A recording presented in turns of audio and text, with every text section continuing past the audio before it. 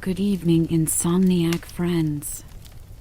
Here is a compilation of 2 hours of tales from the Grimm brothers to help you relax and fall asleep. Please tell me in the comments if you liked it. Don't hesitate to like and subscribe for more content. The Frog King or Iron Henry. In olden times, when wishing still helped one, there lived a king whose daughters were all beautiful, but the youngest was so beautiful that the sun itself, which has seen so much, was astonished whenever it shone in her face. Close by the king's castle lay a great dark forest, and under an old lime tree in the forest was a well, and when the day was very warm, the king's child went out into the forest and sat down by the side of the cool fountain, and when she was bored she took a golden ball and threw it up on high and caught it, and this ball was her favorite plaything. Now it so happened that on one occasion the princess's golden ball did not fall into the little hand which she was holding up for it, but onto the ground beyond, and rolled straight into the water. The king's daughter followed it with her eyes, but it vanished, and the well was deep, so deep that the bottom could not be seen. At this she began to cry, and cried louder and louder, and could not be comforted. And as she thus lamented, someone said to her, "What ails you, king's daughter? You weep so that even a stone would show pity." She looked round to the side from whence the voice came, and saw a frog stretching forth its big, ugly head from the water. "Ah, old water splasher, is it you?" she said. "I am weeping for my golden ball, which has fallen into the well." "Be quiet, and do not weep," answered the frog. "I can help you, but what will you give me if I bring your plaything up again?" "Whatever you will have, dear frog," said she, "my clothes, my pearls and jewels, and even the golden crown which I am wearing."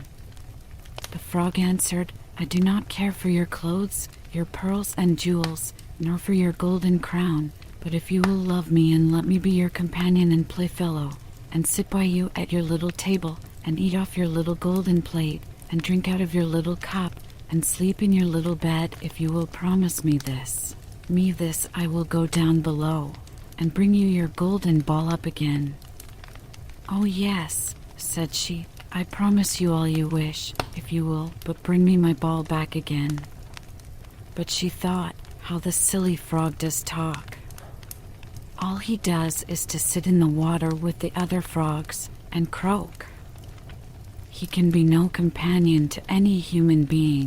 But the frog, when he had received this promise, put his head into the water and sank down, and in a short while came swimming up again with the ball in his mouth, and threw it on the grass.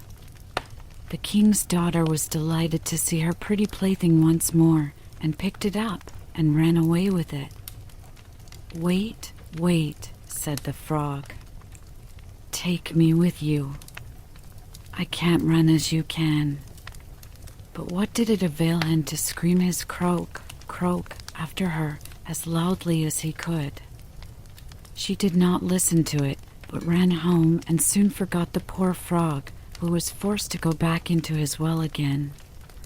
The next day, when she had seated herself at table with the king and all the courtiers, and was eating from her little golden plate, something came creeping splish-splash, splish-splash, up the marble staircase, and when it had got to the top, it knocked at the door and cried, "Princess, youngest princess, open the door for me."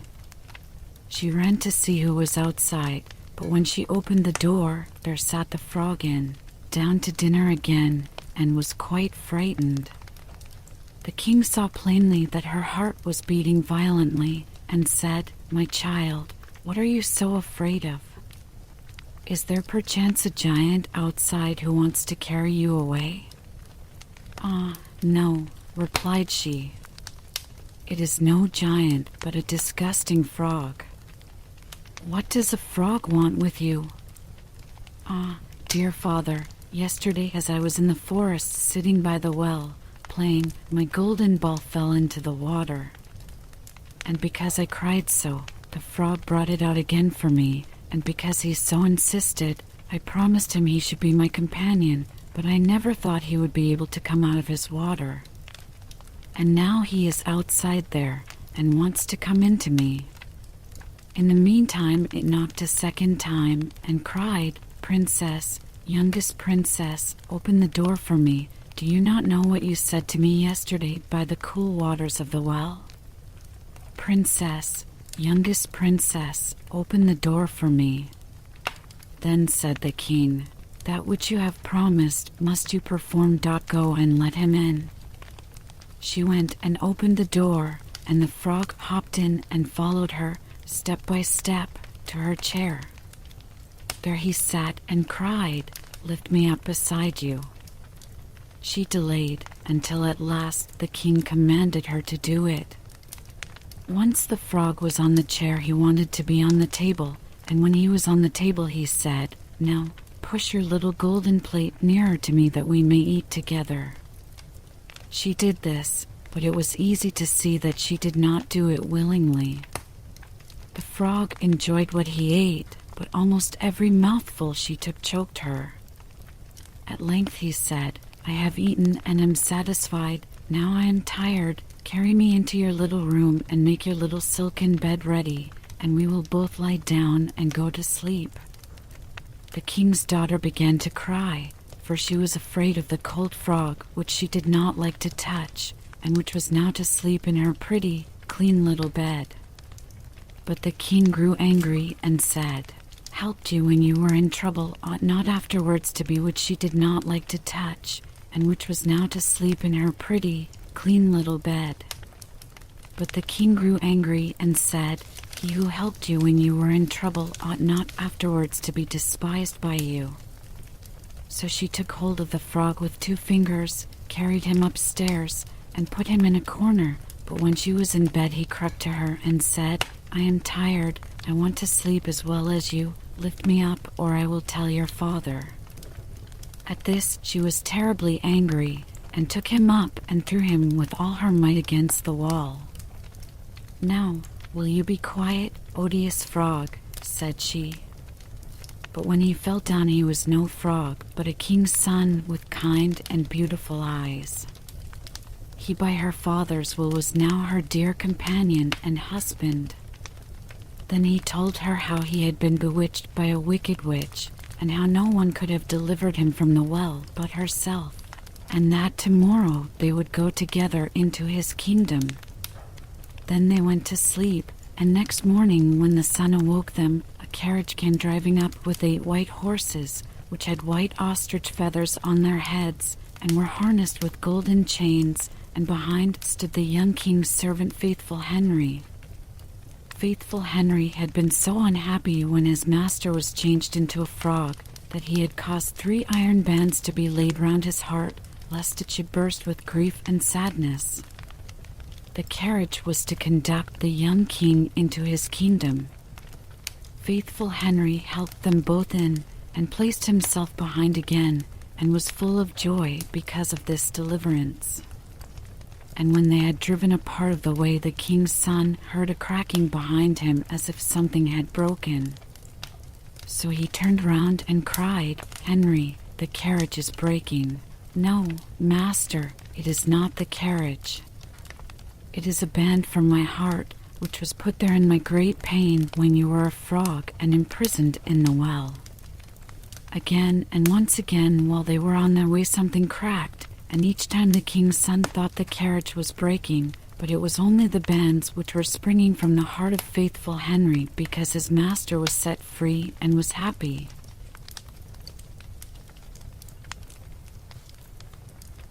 The Wolf and the 7 Young Kids. There was once an old goat who had 7 little ones, and was as fond of them as ever mother was of her children. One day she had to go into the wood to fetch food for them, so she called them all round her. "Dear children," said she, "I am going out into the wood, and while I am gone, be on your guard against the wolf, for if he were once to get inside, he would eat you up, skin, bones, and all. The wretch often disguises himself, but he may always be known by his hoarse voice and black paws." "Dear mother," answered the kids, "you need not be afraid. We will take good care of ourselves." and the mother bleated goodbye and went on her way with an easy mind. It was not long before someone came knocking at the house door and crying out, "Open the door, my dear children, your mother has come back and has brought each of you something." But the little kids knew it was the wolf by the hoarse voice. "We will not open the door," cried they. "You are not our mother. She has a delicate and sweet voice, and your voice is hoarse. You must be the wolf." Then off went the wolf to a shop and bought a big lump of chalk and ate it up to make his voice soft. And then he came back, knocked at the house door, and cried, "Open the door, my dear children, your mother is here and has brought each of you something." But the wolf had put up his black paws against the window, and the kids, seeing this, cried out, "We will not open the door. Our mother has no black paws like you. You must be the wolf." The wolf then ran to a baker. "Baker," said he, "I am hurt in the foot. Pray spread some dough over the place." And when the baker had plastered his feet, he ran to the miller. "Miller," said he, "strew me some white meal over my paws." But the miller refused, thinking the wolf must be meaning harm to someone. "If you don't do it," cried the wolf, "I'll eat you up." And the miller was afraid and did as he was told. And that just shows what men are. And now came the rogue the third time to the door and knocked. "Open, children," cried he. "Your dear mother has come home and brought you each something from the wood." "First show us your paws," said the kids, "so that we may know if you are really our mother or not." And he put up his paws against the window, and when they saw that they were white, all seemed right, and they opened the door. And when he was inside, they saw it was the wolf, and they were terrified and tried to hide themselves. One ran under the table, the second got into the bed, the third into the oven, the fourth in the kitchen, the fifth in the cupboard, the sixth under the sink, the seventh in the clock case. But the wolf found them all and gave them short shrift. One after the other he swallowed down, all but the youngest, who was hid in the clock case. And so the wolf, having got what he wanted, strolled forth into the green meadows, and laying himself down under a tree, he fell asleep. Not long after, the mother goat came back from the wood, and oh, what a sight met her eyes! The door was standing wide open, table, chairs, and stools all thrown about, dishes broken, quilt and pillows torn off the bed. She sought her children. They were nowhere to be found. She called to each of them by name, but nobody answered until she came to the name of the youngest. "Here I am, mother," a little voice cried, "here in the clock case." And so she helped him out and heard how the wolf had come and eaten all the rest. And you may think how she cried for the loss of her dear children. At last, in her grief, she wandered out of doors, and the youngest kid with her, and when they came into the meadow, there they saw the wolf lying under a tree and snoring so that the branches shook. The mother goat looked at him carefully on all sides, and she noticed how something inside his body was moving and struggling. "Dear me," thought she, "can it be that my poor children that he devoured for his evening meal are still alive?" And she sent the little kid back to the house for a pair of shears and needle and thread. Then she cut the wolf's body open, and no sooner had she made one snip than out came the head of one of the kids, and then another snip, and then one after the other. The 6 little kids all jumped out alive and well, for in his greediness the rogue had swallowed them down whole. How delightful this was! So they comforted their dear mother and hopped about like tailors at a wedding. "Now fetch some good hard stones," said the mother, "and we will fill his body with them as he lies asleep." And so they fetched some in all haste and put them inside him, and the mother sewed him up so quickly again that he was none the wiser. When the wolf at last awoke and got up, The stones inside him made him feel very thirsty, and as he was going to the brook to drink, they struck and rattled one against another. And so he cried out, "What is this I feel inside me, knocking hard against my bones? How should such a thing betide me? They were kids, and now they're stones." So he came to the brook and stooped to drink, but the heavy stones weighed him down, so he fell over into the water and was drowned. And when the 7 little kids saw it, they came up running. "The wolf is dead, the wolf is dead," they cried, and taking hands, they danced with their mother all about the place.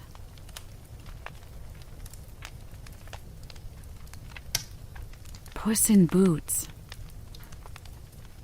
A miller had 3 sons. His mill, a donkey, and a tomcat. The sons had to grind, the donkey had to get grain and carry flour away, and the cat had to catch the mice away. When the miller died, the 3 brothers divided their inheritance. The oldest received the mill, the second the donkey, and the third the tomcat, for there was nothing left for him. Thereon he was sad and spoke to himself, "But I have gotten all the worst. My oldest brother can mill, my second can ride on his donkey. What can I start with the tomcat? Let me make a pair of fur gloves out of his pelt, so it's over."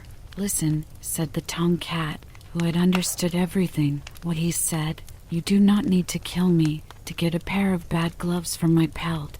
Let only a pair of boots be made for me, that I can go out and be seen among the people, then you will soon be helped." The miller's son was in wonderment that the tomcat so spoke, but because the shoemaker just walked by, he called him in and let a pair of boots be measured for him. When they were ready, the tomcat put them on, took a sack, made the bottom of the same full of corn, put on the top a string with which one could pull it closed. Then he threw it over his back and went on 2 legs, like a human, out the door. In those days reigned a king in the land. He liked to eat partridges so much, there was a need that none were to be gotten. The whole forest was full, but they were so shy that no hunter could reach them. The tomcat knew that and considered to do his matter better. When he came into the forest, he made the sack open, spread the corn apart, but the cord he laid into the grass and let it behind a hedge. There he hid himself, snuck around and lurked. The partridges soon came running, and one after the other hopped into the sack. When a good quantity was in it, the tomcat pulled the cord closed, ran to and twisted their heads around. Then he threw the sack over his shoulder and went straight away to the king's palace. The watch cried, "Halt!" "Where to?" "To the king," answered the tomcat quickly. "Are you crazed, a tomcat to the king?" "Just let him go," said another. "The king has often bored him. Maybe the tomcat makes him amused with his humming and spinning." When the tomcat came in front of the king, he made a reverence and said, "Meher, the Graf," with that he named his long and distinguished name, lets himself be recommended to the Her King and sends him these partridges that he just caught in slings. The king, astonished over the beautiful fat partridges, knew not out of pleasure how to contain himself, and commanded that the tomcat be given as much gold out of the treasure chamber into his sack as he could carry, that bring to your heron and thank him again many times for his gift.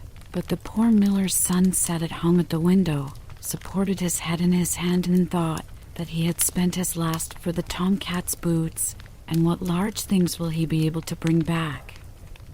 Thereon the tomcat stepped in, threw the sack from his hack, untied it open, and shook the gold in front of the miller. "There you have something for the hoots. The king also greets you and says many thanks to you."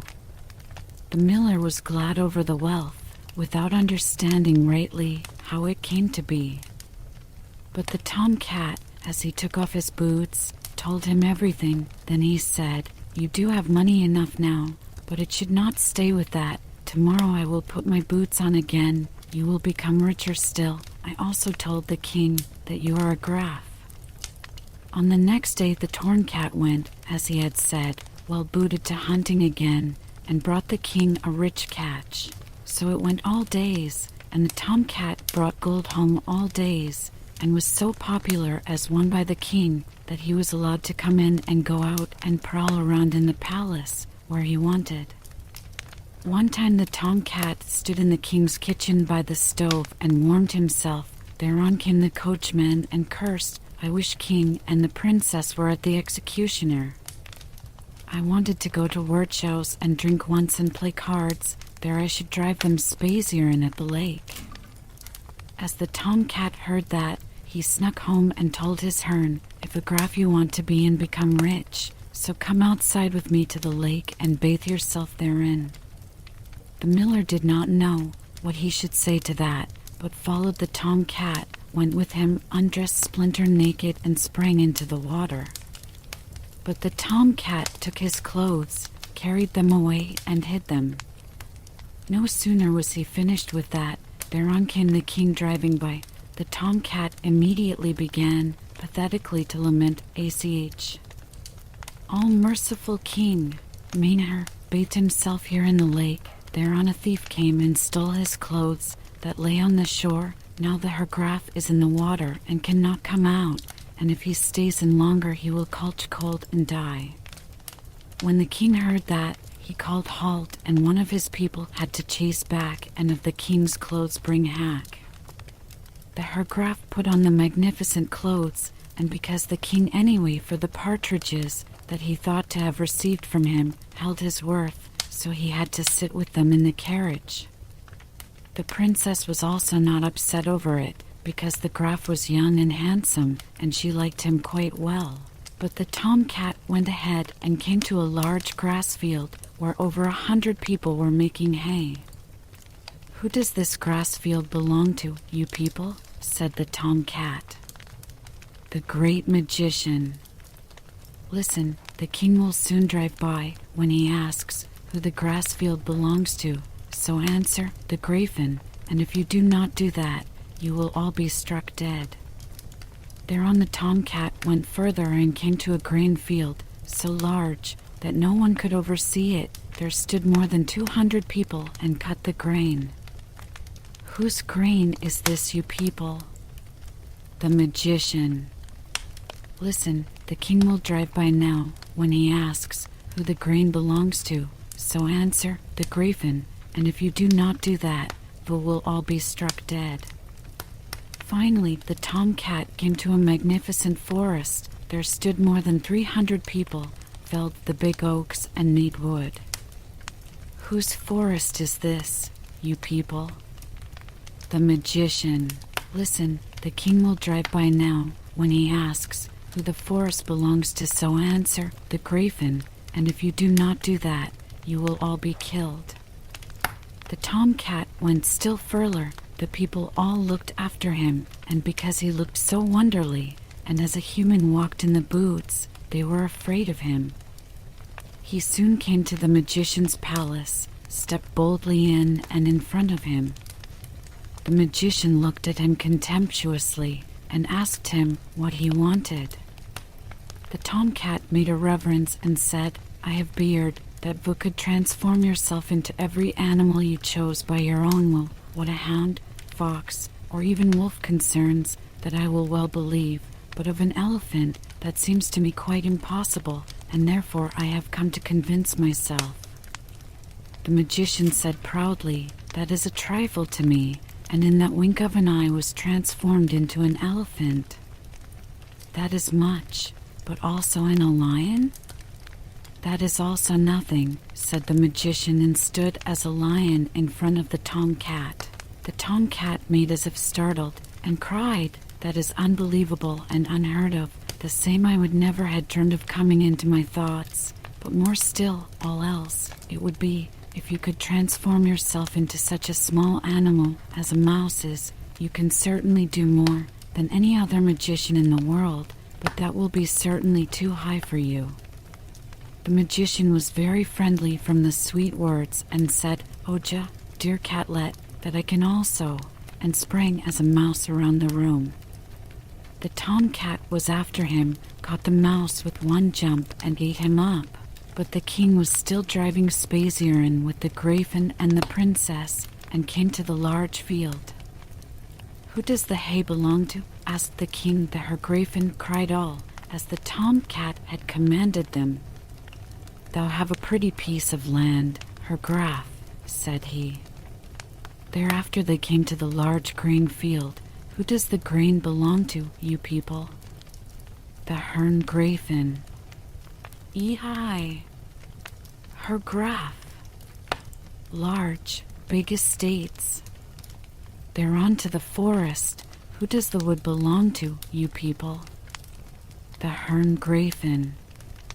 The king was astonished even more and said, "Thou must be a rich man, Herr Graf. I do not believe that I have such a magnificent forest." Finally they came to the palace. The tomcat stood on top of the stairs, and as the wagon stopped below, he sprang down, opened the door, and said, "Herr King, thou comest to the palace of my Herr, the Graf, that this honors him and makes him have his life day long." The king stepped out and marveled at the magnificent building that was almost larger and more beautiful than his own palace. But the Graf led the princess up the stairs into the hall that was shimmering with gold and precious stones. Thereon the princess was promised to the Graf, and when the king died, he was king, but the booted tomcat became first minister.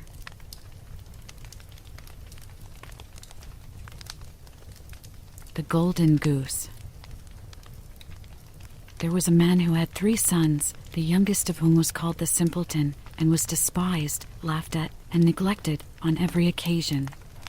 It happened one day that the eldest son wished to go into the forest to cut wood, and before he went his mother gave him a delicious pancake and a flask of wine, that he might not suffer from hunger or thirst. When he came into the forest, a little old gray man met him, who wished him good day, and said, "Give me a bit of cake out of your pocket, and let me have a drink of your wine. I am so hungry and thirsty." But the prudent youth answered, "Give you my cake and my wine? I haven't got any. Be off with you." And leaving the little man standing there, he went off. Then he began to fell a tree, but he had not been at it long before he made a wrong stroke, and the hatchet hit him in the arm, so that he was obliged to go home and get it bound up. That was what came of the little gray man. Afterwards, the second son went into the wood, and the mother gave to him, as to the eldest, a pancake and a flask of wine. The little old gray man met him also, and begged for a little bit of cake and a drink of wine. But the second son spoke out plainly, saying, "What I give you I lose myself, so be off with you." And leaving the little man standing there, he went off. The punishment followed. As he was chopping away at the tree, he hit himself in the leg so severely that he had to be carried home. Then said the simpleton, "Father, let me go for once into the forest to cut wood." And the father answered, "Your brothers have hurt themselves by so doing. Give it up. You understand nothing about it." But the simpleton went on begging so long that the father said at last, "Well, be off with you. You will only learn by experience." The mother gave him a cake. It was only made with water and baked in the ashes, and with it a flask of sour beer. When he came into the forest, the little old gray man met him and greeted him, saying, "Give me a bit of your cake and a drink from your flask. I am so hungry and thirsty." And the simpleton answered, "I have only a flour and water cake and sour beer, but if that is good enough for you, let us sit down together and eat." Then they sat down, and as the simpleton took out his flour and water cake, it became a rich pancake, and his sour beer became good wine. Then they ate and drank, and afterwards the little man said, "As you have such a kind heart, and share what you have so willingly, I will bestow good luck upon you. Yonder stands an old tree. Cut it down, and at its roots you will find something." And thereupon the little man took his departure. The simpleton went there and hewed away at the tree, and when it fell he saw, sitting among the roots, a goose with feathers of pure gold. He lifted it out and took it with him to an inn where he intended to stay the night. The landlord had 3 daughters who, when they saw the goose, were curious to know what wonderful kind of bird it was, and ended by longing for one of its golden feathers. The eldest thought, I will wait for a good opportunity, and then I will pull out one of its feathers for myself. And so, when the simpleton was gone out, she seized the goose by its wing, but there her finger and hand had to stay, held fast. Soon after came the second sister with the same idea of plucking out one of the golden feathers for herself, but scarcely had she touched her sister than she also was obliged to stay, held fast. Lastly came the third with the same intentions, but the others screamed out, "Stay away! For heaven's sake, stay away!" But she did not see why she should stay away, and thought, if they do so, why should not I? And went towards them. But when she reached her sisters, there she stopped, hanging on with them. And so they had to stay all night.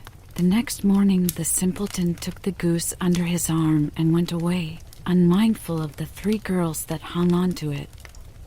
The three had always to run after him, left and right, wherever his legs carried him. In the midst of the fields they met the parson, who, when he saw the procession, said, "Shame on you, girls, running after a young fellow through the fields like this," and forthwith he seized hold of the youngest by the hand to drag her away, but hardly had he touched her when he too was obliged to run after them himself.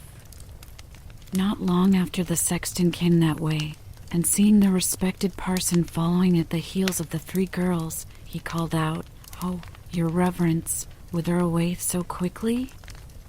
You forget that we have another christening today," and he seized hold of him by his gown, but no sooner had he touched him than he was obliged to follow on too. As the five tramped on, one after another, two peasants with their host came up from the fields, and the parson cried out to them and begged them to come and set him and the sexton free. But no sooner had they touched the sexton than they had to follow on too, and now there were 7 following the simpleton and the goose. By and by they came to a town where a king reigned, who had an only daughter who was so serious that no one could make her laugh. Therefore the king had given out that whoever should make her laugh should have her in marriage. The simpleton, when he heard this, went with his goose and his hangers-on into the presence of the king's daughter, and as soon as she saw the 7 people following always one after the other, she burst out laughing, and seemed as if she could never stop. And so the simpleton earned a right to her as his bride, but the king did not like him for a son-in-law and made all kinds of objections, and said he must first bring a man who could drink up a whole cellar of wine. The simpleton thought that the little gray man would be able to help him, and went out into the forest, and there, on the very spot where he felled the tree, he saw a man sitting with a very sad countenance. The simpleton asked him what was the matter, and he answered, "I have a great thirst, which I cannot quench. Cold water does not agree with me. I have indeed drunk up a whole cask of wine, but what good is a drop like that?" Then said the simpleton, "I can help you. Only come with me, and you shall have enough." He took him straight to the king's cellar, and the man sat himself down before the big vats, and drank, and before a day was over he had drunk up the whole cellar full. The simpleton again asked for his bride, but the king was annoyed that a wretched fellow, called the simpleton by everybody, should carry off his daughter, and so he made new conditions. He was to produce a man who could eat up a mountain of bread.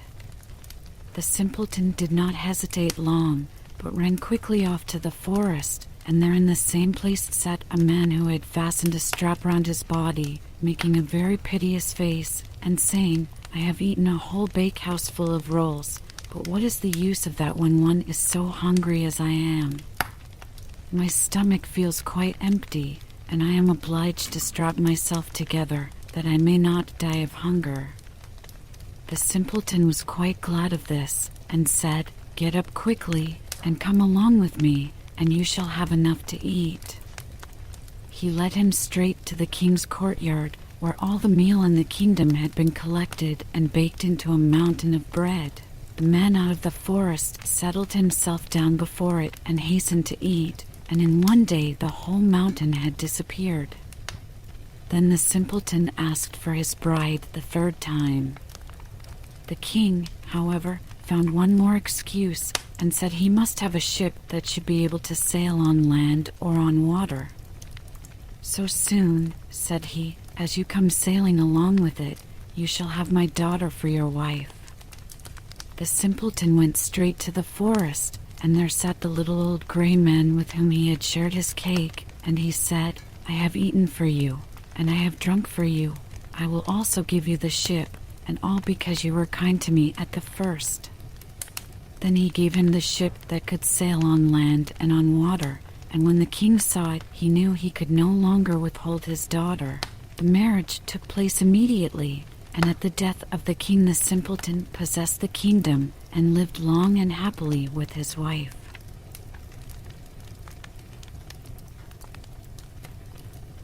The Devil with the 3 Golden Hairs. There was once a poor woman who gave birth to a little son, and as he came into the world with a caul on, it was predicted that in his 14th year he would have the king's daughter for his wife. It happened that soon afterwards the king came into the village, and no one knew that he was the king, and when he asked the people what news there was, they answered, "A child has just been born with a caul on. Whatever anyone so born undertakes turns out well." It is prophesied, too, that in his 14th year he will have the king's daughter for his wife. The king, who had a bad heart and was angry about the prophecy, went to the parents and, seeming quite friendly, said, "You poor people, let me have your child, and I will take care of it." At first they refused, but when the stranger offered them a large amount of gold for it, and they thought, "It is a luck child, and everything must turn out well for it," they at last consented and gave him the child. The king put it in a box and rode away with it until he came to a deep piece of water. Then he threw the box into it and thought, "I have freed my daughter from her unlooked-for suitor." The box, however, did not sink, but floated like a boat, and not a drop of water made its way into it. And it floated to within 2 miles of the king's chief city, where there was a mill, and it came to a standstill at the mill dam. A miller's boy, who by good luck was standing there, noticed it and pulled it out with a hook, thinking that he had found a great treasure, but when he opened it there lay a pretty boy inside, quite fresh and lively. He took him to the miller and his wife, and as they had no children they were glad, and said, "God has given him to us." They took great care of the foundling, and he grew up in all goodness. It happened that once in a storm the king went into the mill, and he asked the mill folk if the tall youth was their son. "No," answered they, "he's a foundling. 14 years ago he floated down to the mill dam in a box, and the mill boy pulled him out of the water." Then the king knew that it was none other than the luck child which he had thrown into the water, and he said, "My good people, could not the youth take a letter to the queen? I will give him 2 gold pieces as a reward." "Just as the king commands," answered they, and they told the boy to hold himself in readiness. Then the king wrote a letter to the queen, wherein he said, "As soon as the boy arrives with this letter, let him be killed and buried, and all must be done before I come home." The boy set out with this letter, but he lost his way, and in the evening came to a large forest. In the darkness he saw a small light. He went towards it and reached a cottage. When he went in, an old woman was sitting by the fire, quite alone. She started when she saw the boy, and said, "Whence do you come, and whither are you going?" "I come from the mill," he answered, "and wish to go to the queen, to whom I am taking a letter, but as I have lost my way in the forest, I should like to stay here overnight." "You poor boy," said the woman, "you have come into a den of thieves, and when they come home they will kill you." "Let them come," said the boy. "I am not afraid, but I am so tired that I cannot go any farther," and he stretched himself upon a bench and fell asleep. Soon afterwards the robbers came and angrily asked what strange boy was lying there. "Ah," said the old woman, "it is an innocent child who has lost himself in the forest, and out of pity I have let him come in. He has to take a letter to the queen." The robbers opened the letter and read it, and in it was written that the boy, as soon as he arrived, should be put to death. Then the hard-hearted robbers felt pity, and their leader tore up the letter and wrote another, saying that as soon as the boy came, he should be married at once to the king's daughter. Then they let him lie quietly on the bench until the next morning, and when he awoke, they gave him the letter and showed him the right way. And the queen, when she had received the letter and read it, did as was written in it, and had a splendid wedding feast prepared, and the king's daughter was married to the luck child, and as the youth was handsome and agreeable, she lived with him in joy and contentment. After some time, the king returned to his palace, and saw that the prophecy was fulfilled, and the luck child married to his daughter. "How has that come to pass?" said he. "I gave quite another order in my letter." So the queen gave him the letter, and said that he might see for himself what was written in it. The king read the letter and saw quite well that it had been exchanged for the other. He asked the youth what had become of the letter entrusted to him, and why he had brought another instead of it. "I know nothing about it," answered he. "It must have been changed in the night, when I slept in the forest." The king said in a passion, "You shall not have everything quite so much your own way. Whosoever marries my daughter must fetch me from hell 3 golden hairs from the head of the devil. Bring me what I want, and you shall keep my daughter." In this way, the king hoped to be rid of him forever. But the luck child answered, "I will fetch the golden hairs. I am not afraid of the devil." Thereupon he took leave of them and began his journey. The road led him to a large town, where the watchman by the gates asked him what his trade was, and what he knew. "I know everything," answered the luck child. "Then you can do us a favor," said the watchman, "if you will tell us why our market fountain, which once flowed with wine, has become dry, and no longer gives even water." "That you shall know," answered he. "Only wait until I come back." Then he went farther and came to another town, and there also the gatekeeper asked him what was his trade, and what he knew. "I know everything," answered he. "Then you can do us a favor and tell us why a tree in our town, which once bore golden apples, now does not even put forth leaves?" "You shall know that," answered he. "Only wait until I come back." Then he went on and came to a wide river over which he must go. The ferryman asked him what his trade was and what he knew. "I know everything," answered he. "Then you can do me a favor," said the ferryman, "and tell me why I must always be rowing backwards and forwards, and am never set free?" "You shall know that," answered he. "Only wait until I come back." When he had crossed the water, he found the entrance to hell. It was black and sooty within, and the devil was not at home, but his grandmother was sitting in a large armchair. "What do you want?" said she to him, but she did not look so very wicked. "I should like to have 3 golden hairs from the devil's head," answered he, "else I cannot keep my wife." "That is a good deal to ask for," said she. "If the devil comes home and finds you, it will cost you your life, but as I pity you, I will see if I cannot help you." She changed him into an ant and said, "Creep into the folds of my dress, you will be safe there." "Yes," answered he, "so far, so good, but there are 3 things besides that I want to know. Why a fountain which once flowed with wine has become dry, and no longer gives even water, why a tree which once bore golden apples does not even put forth leaves, and why a ferryman must always be going backwards and forwards, and is never set free. Those are difficult questions," answered she, "but only be silent and quiet, and pay attention to what the devil says when I pull out the 3 golden hairs." As the evening came on, the devil returned home. No sooner had he entered than he noticed that the air was not pure. "I smell man's flesh," said he. "All is not right here." Then he pried into every corner and searched, but could not find anything. His grandmother scolded him. "It has just been swept," said she, "and everything put in order, and now you are upsetting it again. You have always got man's flesh in your nose. Sit down and eat your supper." When he had eaten and drunk, he was tired and laid his head in his grandmother's lap, and before long he was fast asleep, snoring and breathing heavily. Then the old woman took hold of a golden hair, pulled it out, and laid it down near her. "Oh," cried the devil, "what are you doing?" "I have had a bad dream," answered the grandmother, "so I seized hold of your hair." "What did you dream then?" said the devil.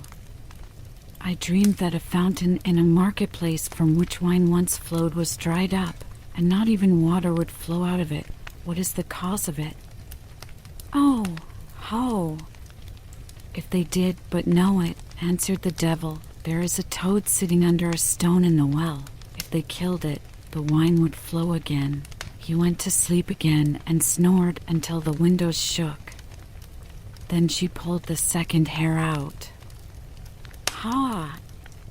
What are you doing?" cried the devil angrily. "Do not take it ill," said she. "I did it in a dream." "What have you dreamt this time?" asked he. "I dreamt that in a certain kingdom there stood an apple tree which had once borne golden apples, but now would not even bear leaves." "What, think you, was the reason?" "Oh, if they did but know," answered the devil. "A mouse is gnawing at the root. If they killed this, they would have golden apples again, but if it gnaws much longer, the tree will wither altogether. But leave me alone with your dreams. If you disturb me in my sleep again, you will get a box on the ear." The grandmother spoke gently to him until he fell asleep again and snored. Then she took hold of the third golden hair and pulled it out. The devil jumped up, roared out, and would have treated her ill if she had not quieted him once more and said, "Who can help bad dreams?" "What was the dream, then?" asked he, and was quite curious. "I dreamed of a ferryman who complained that he must always ferry from one side to the other, and was never released." "What is the cause of it?" "Ah, the fool," answered the devil. "When anyone comes and wants to go across, he must put the oar in his hand, and the other men will have to ferry, and he will be free." As the grandmother had plucked out the 3 golden hairs, and the 3 questions were answered, she let the old serpent alone, and he slept until daybreak. When the devil had gone out again, the old woman took the ant out of the folds of her dress, and gave the luck child his human shape again. "There are the 3 golden hairs for you," said she. "What the devil said to your 3 questions, I suppose you heard?" "Yes," answered he, "I heard, and will take care to remember." "You have what you want," said she, "and now you can go your way." He thanked the old woman for helping him in his need, and left hell well content that everything had turned out so fortunately. When he came to the ferryman, he was expected to give the promised answer. "Ferry me across first," said the luck child, "and then I will tell you how you can be set free." And when he reached the opposite shore, he gave him the devil's advice. "Next time anyone comes who wants to be ferried over, just put the oar in his hand." He went on and came to the town wherein stood the unfruitful tree, and there too the watchman wanted an answer. So he told him what he had heard from the devil: "Kill the mouse which is gnawing at its root, and it will again bear golden apples." Then the watchman thanked him, and gave him as a reward 2 asses laden with gold, which followed him. At last he came to the town whose well was dry. He told the watchman what the devil had said. "A toad is in the well beneath a stone. You must find it and kill it, and the well will again give wine in plenty." The watchman thanked him, and also gave him 2 asses laden with gold. At last the luck child got home to his wife, who was heartily glad to see him again, and to hear how well he had prospered in everything. To the king he took what he had asked for, the devil's 3 golden hairs, and when the king saw the 4 asses laden with gold, he was quite content, and said, Now all the conditions are fulfilled, and you can keep my daughter. But tell me, dear son-in-law, where did all that gold come from? This is tremendous wealth. I was rowed across a river, answered he, and got it there. It lies on the shore instead of sand. Can I too fetch some of it? Said the king, and he was quite eager about it. As much as you like, answered he. There is a ferryman on the river. Let him ferry you over, and you can fill your sacks on the other side. The greedy king set out in all haste, and when he came to the river, he beckoned to the ferryman to put him across. The ferryman came and bade him get in, and when they got to the other shore, he put the oar in his hand and sprang out. But from this time forth the king had to ferry, as a punishment for his sins. Perhaps he is ferrying still? If he is, it is because no one has taken the oar from him.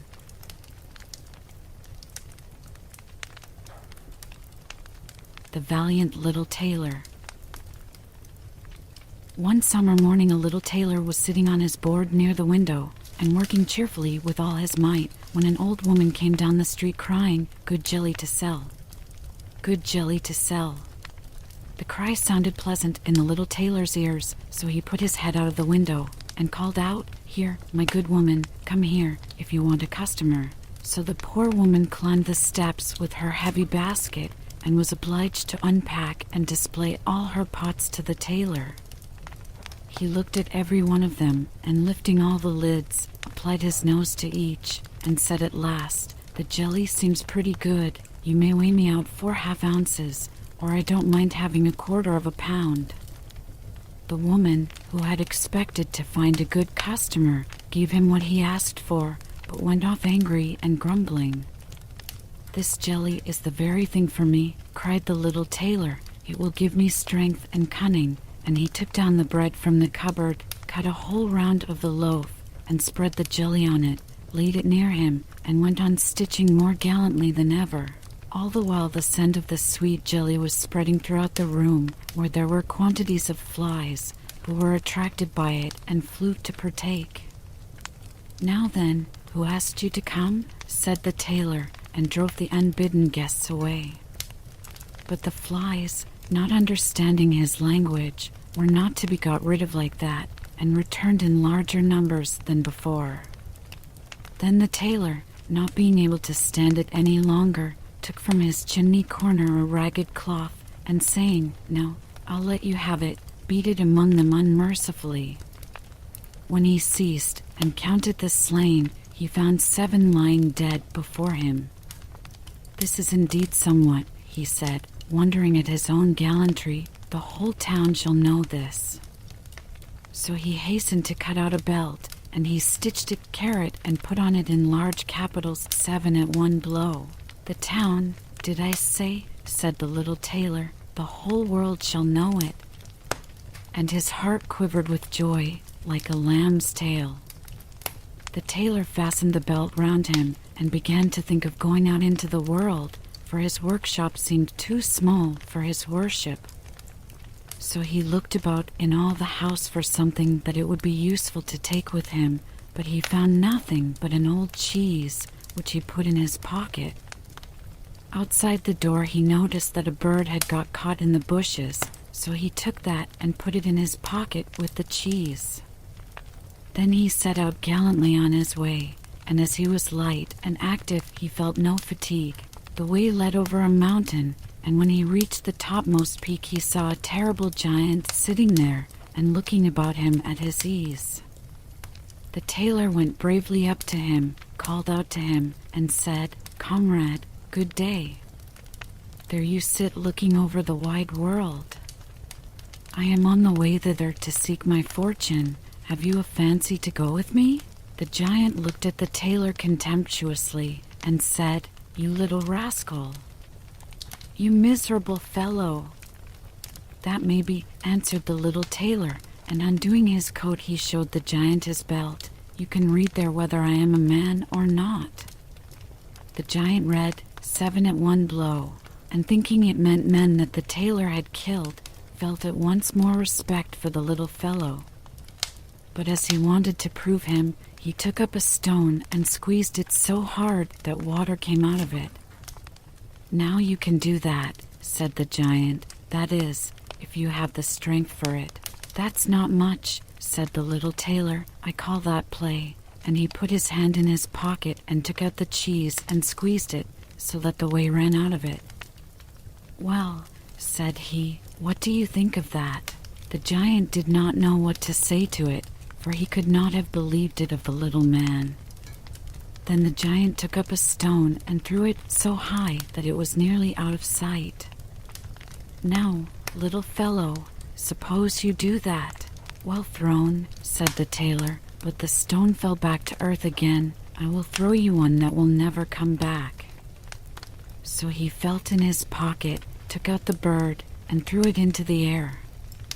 And the bird, when it found itself at liberty, took wing, flew off, and returned no more.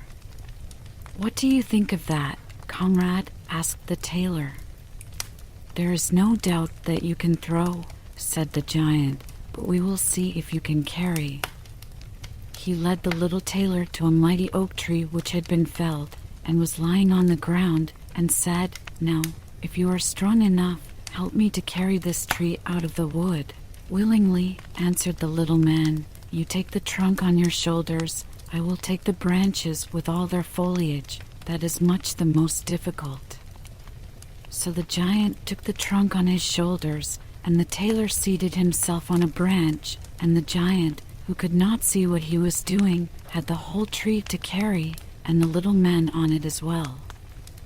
And the little man was very cheerful and merry, and whistled the tune. There were 3 tailors riding by as if carrying the tree was mere child's play. The giant, when he had struggled on under his heavy load a part of the way, was tired out, and cried, "Look here, I must let go the tree." The tailor jumped off quickly, and taking hold of the tree with both arms, as if he were carrying it, said to the giant, "You see you can't carry the tree though you are such a big fellow." They went on together a little farther, and presently they came to a cherry tree, and the giant took hold of the topmost branches, where the ripest fruit hung, and pulling them downwards, gave them to the tailor to hold, bidding him eat. But the little tailor was much too weak to hold the tree, and as the giant let go, the tree sprang back, and the tailor was caught up into the air. And when he dropped down again without any damage, the giant said to him, "How is this? Haven't you strength enough to hold such a weak sprig as that?" "It is not strength that is lacking," answered the little tailor. "How should it to one who has slain 7 at one blow? I just jumped over the tree because the hunters are shooting down there in the bushes." "You jump it too, if you can." The giant made the attempt, and not being able to vault the tree, he remained hanging in the branches, so that once more the little tailor got the better of him. Then said the giant, "As you are such a gallant fellow, suppose you come with me to our den and stay the night." The tailor was quite willing, and he followed him. When they reached the den, there sat some other giants by the fire, and each had a roasted sheep in his hand and was eating it. The little tailor looked round and thought, "There is more elbow room here than in my workshop." And the giant showed him a bed, and told him he had better lie down upon it and go to sleep. The bed was, however, too big for the tailor, so he did not stay in it, but crept into a corner to sleep. As soon as it was midnight, the giant got up, took a great staff of iron, and beat the bed through with one stroke, and supposed he had made an end of that grasshopper of a tailor. Very early in the morning the giants went into the wood and forgot all about the little tailor, and when they saw him coming after them alive and merry, they were terribly frightened, and, thinking he was going to kill them, they ran away in all haste. So the little tailor marched on, always following his nose.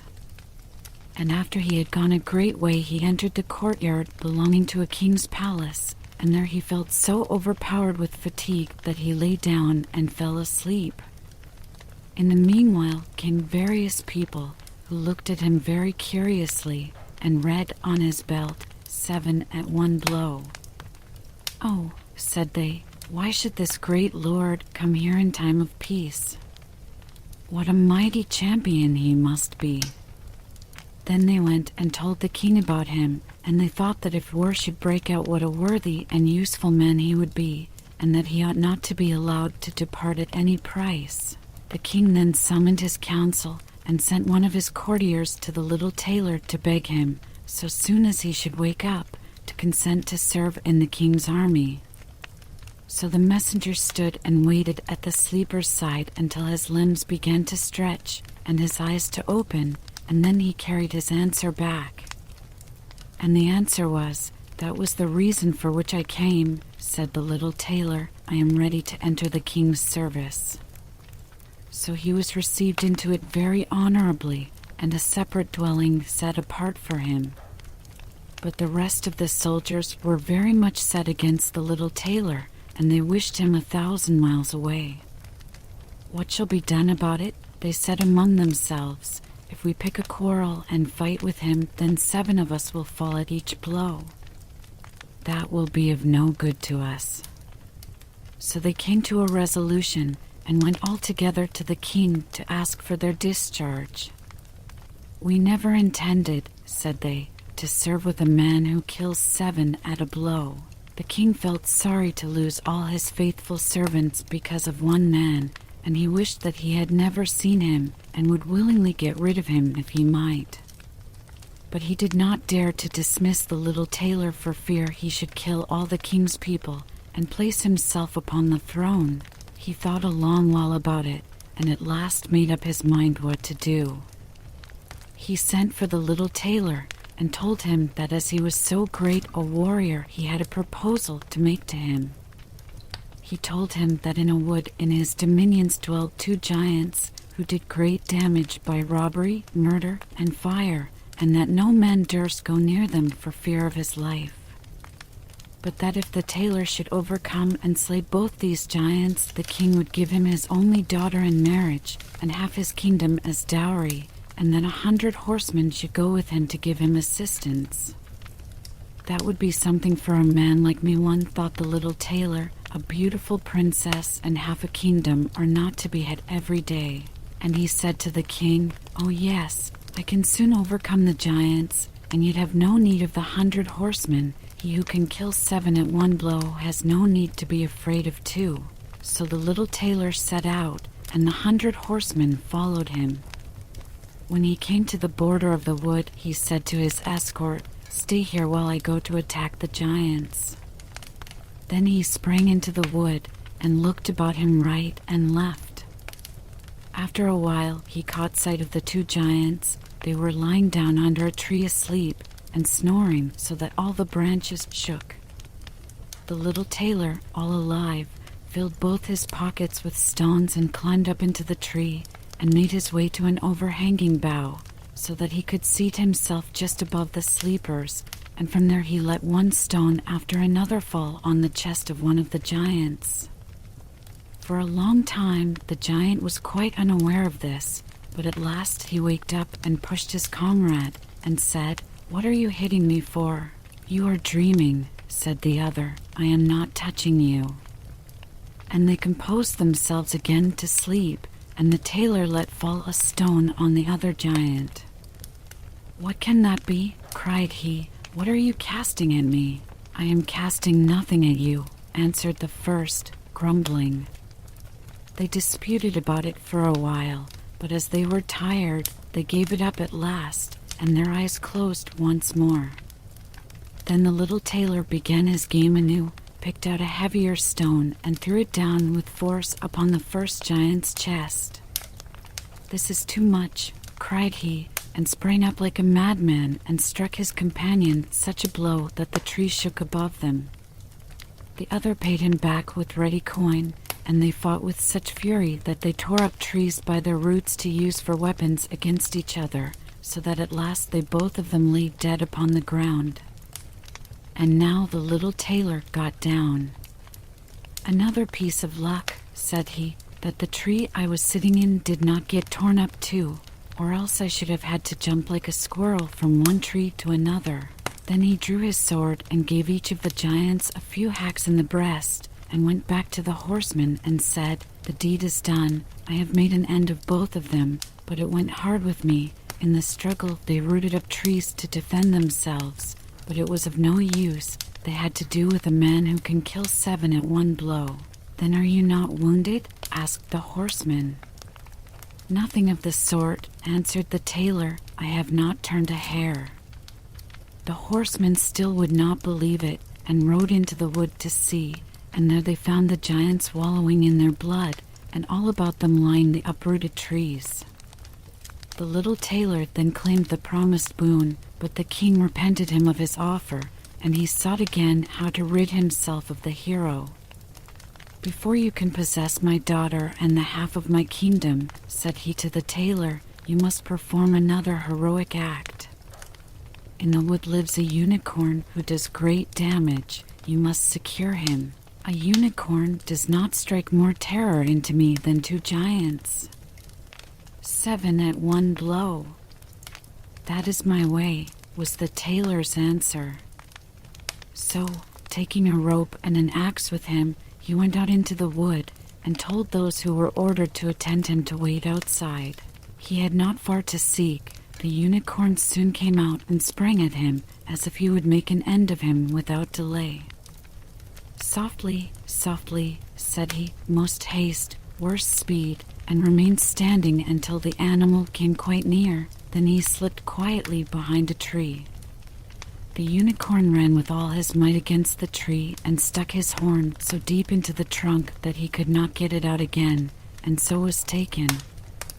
"Now I have you," said the tailor, coming out from behind the tree, and, putting the rope round the unicorn's neck, he took the axe, set free the horn, and when all his party were assembled, he led forth the animal and brought it to the king.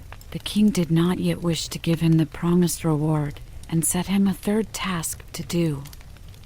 Before the wedding could take place, the tailor was to secure a wild boar which had done a great deal of damage in the wood. The huntsmen were to accompany him. "All right," said the tailor, "this is child's play." But he did not take the huntsmen into the wood, and they were all the better pleased, for the wild boar had many a time before received them in such a way that they had no fancy to disturb him. When the boar caught sight of the tailor, he ran at him with foaming mouth and gleaming tusks to bear him to the ground, but the nimble hero rushed into a chapel which chanced to be near, and jumped quickly out of a window on the other side. The boar ran after him, and when he got inside, the door shut after him, and there he was imprisoned, for the creature was too big and unwieldy to jump out of the window too.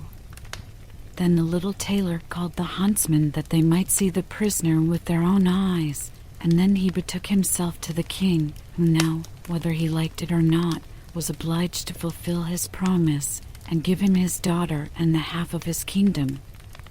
But if he had known that the great warrior was only a little tailor, he would have taken it still more to heart. So the wedding was celebrated with great splendor and little joy, and the tailor was made into a king. One night the young queen heard her husband talking in his sleep and saying, "Now, boy, make me that waistcoat and patch me those breeches, or I will lay my yard measure about your shoulders." And so, as she perceived of what low birth her husband was, she went to her father the next morning and told him all, and begged him to set her free from a man who was nothing better than a tailor. The king bade her be comforted, saying, "Tonight leave your bedroom door open, my guard shall stand outside, and when he is asleep they shall come in and bind him and carry him off to a ship, and he shall be sent to the other side of the world."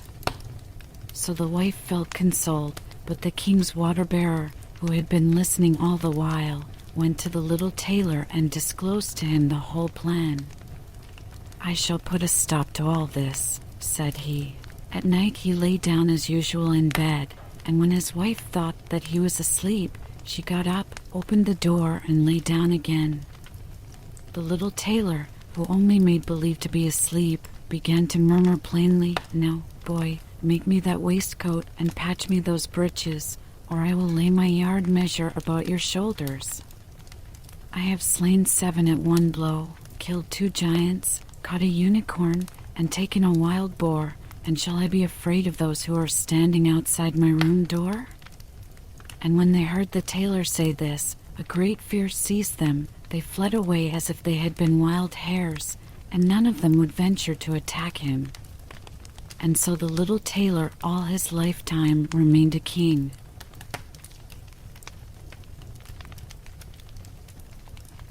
The Girl Without Hands. A certain miller had little by little fallen into poverty, and had nothing left but his mill and a large apple tree behind it.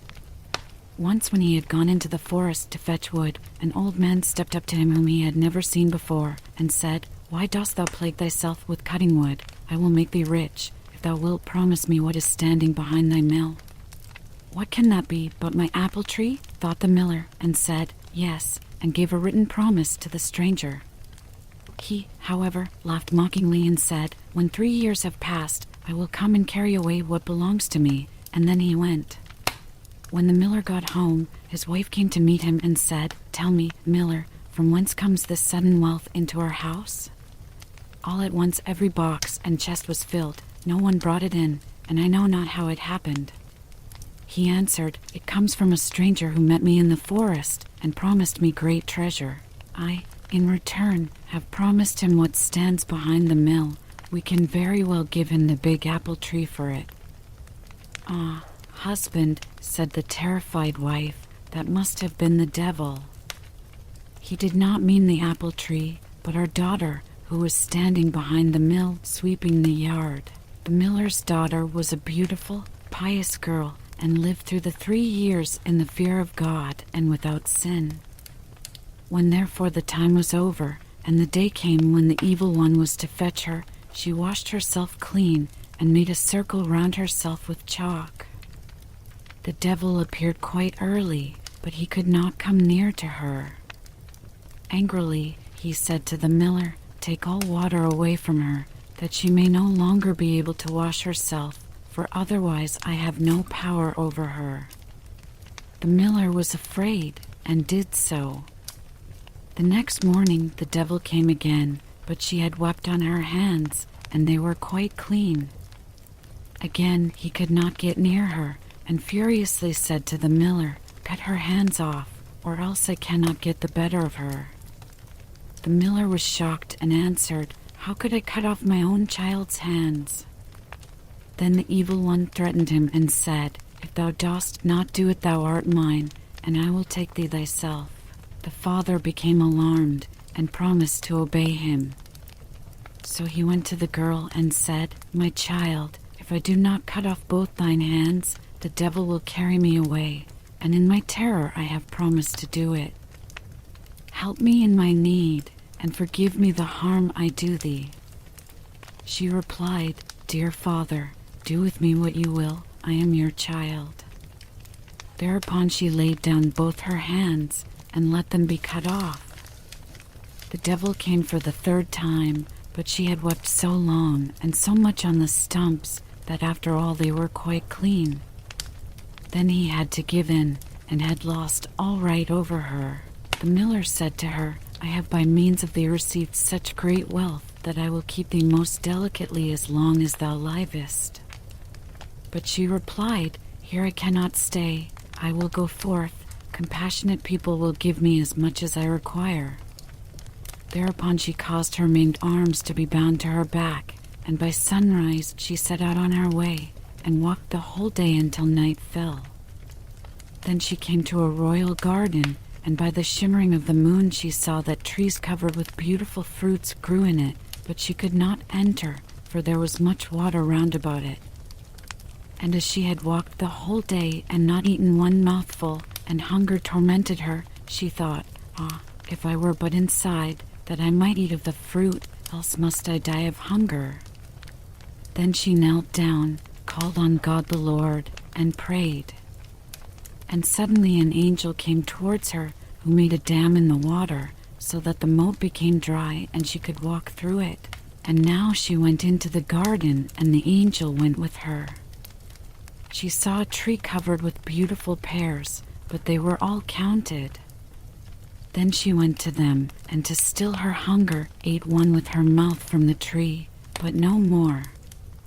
The gardener was watching, but as the angel was standing by, he was afraid and thought the maiden was a spirit, and was silent, neither did he dare to cry out or to speak to the spirit.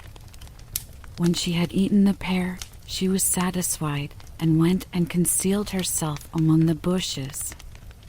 The king to whom the garden belonged came down to it next morning and counted, and saw that one of the pears was missing, and asked the gardener what had become of it, as it was not lying beneath the tree, but was gone.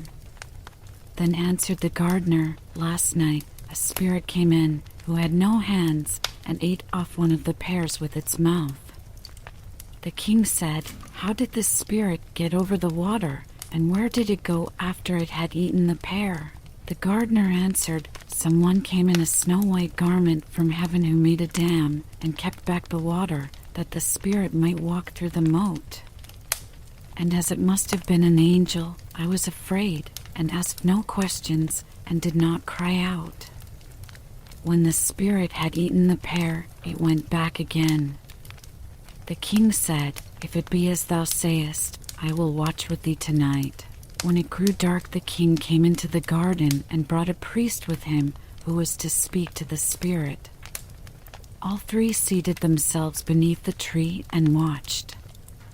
At midnight, the maiden came creeping out of the thicket, went to the tree, and again ate one pear off it with her mouth, and beside her stood the angel in white garments.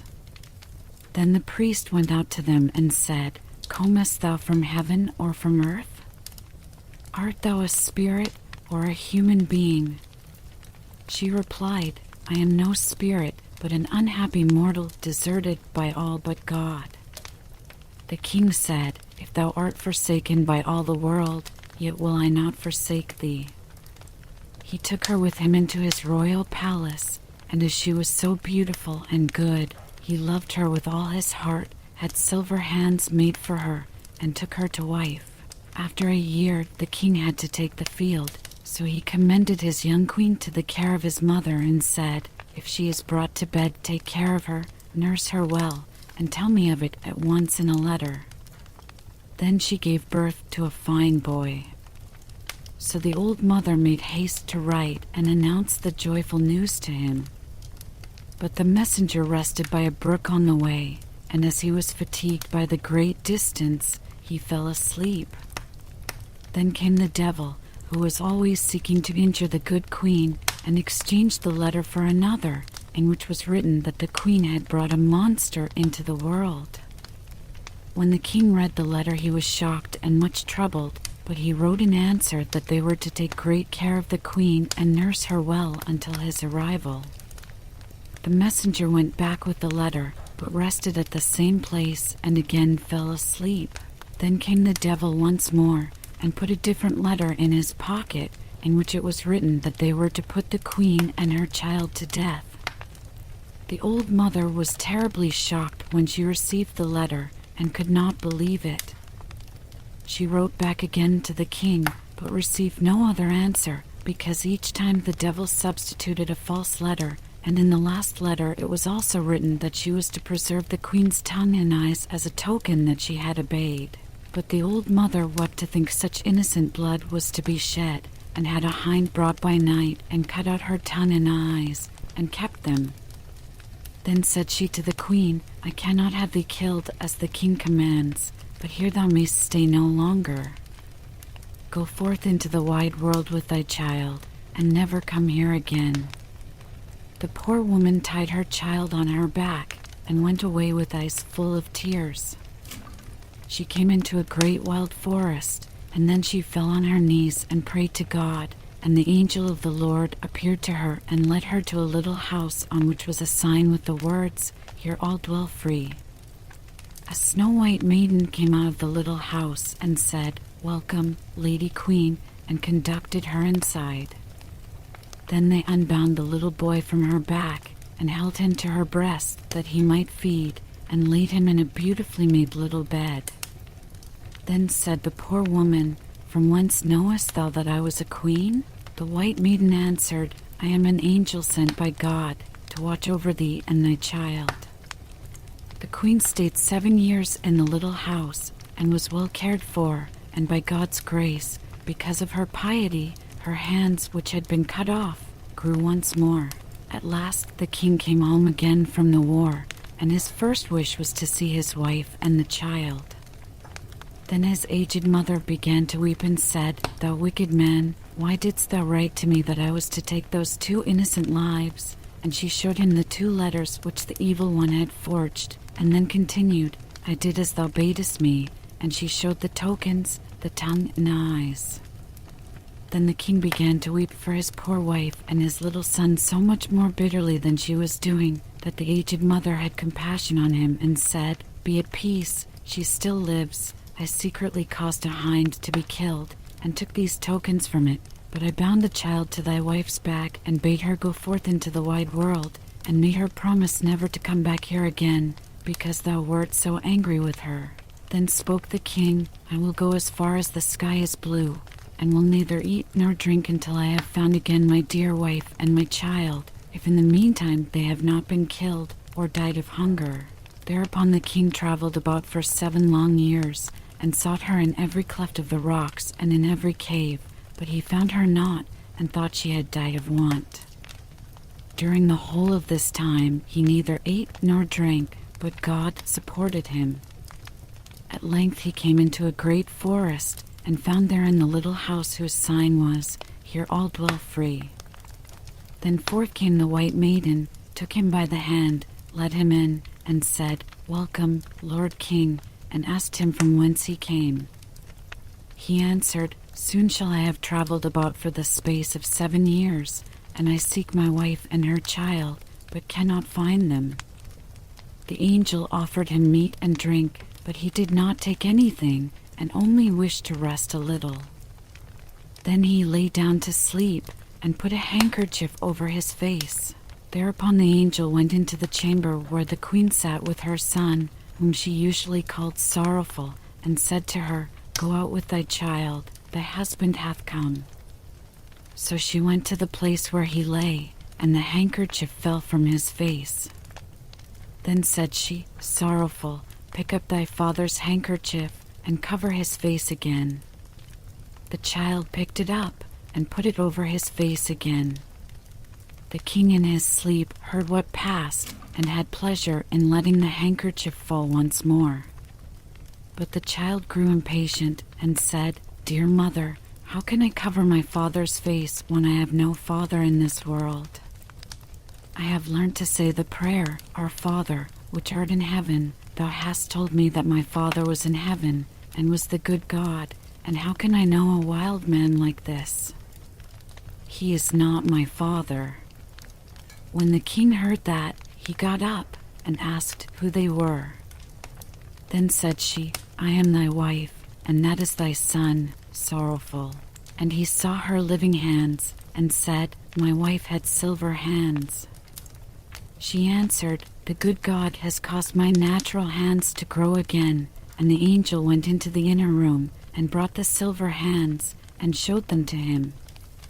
Hereupon he knew for a certainty that it was his dear wife and his dear child, and he kissed them, and was glad, and said, "A heavy stone has fallen from off mine heart." Then the angel of God gave them one meal with her, and after that they went home to the king's aged mother.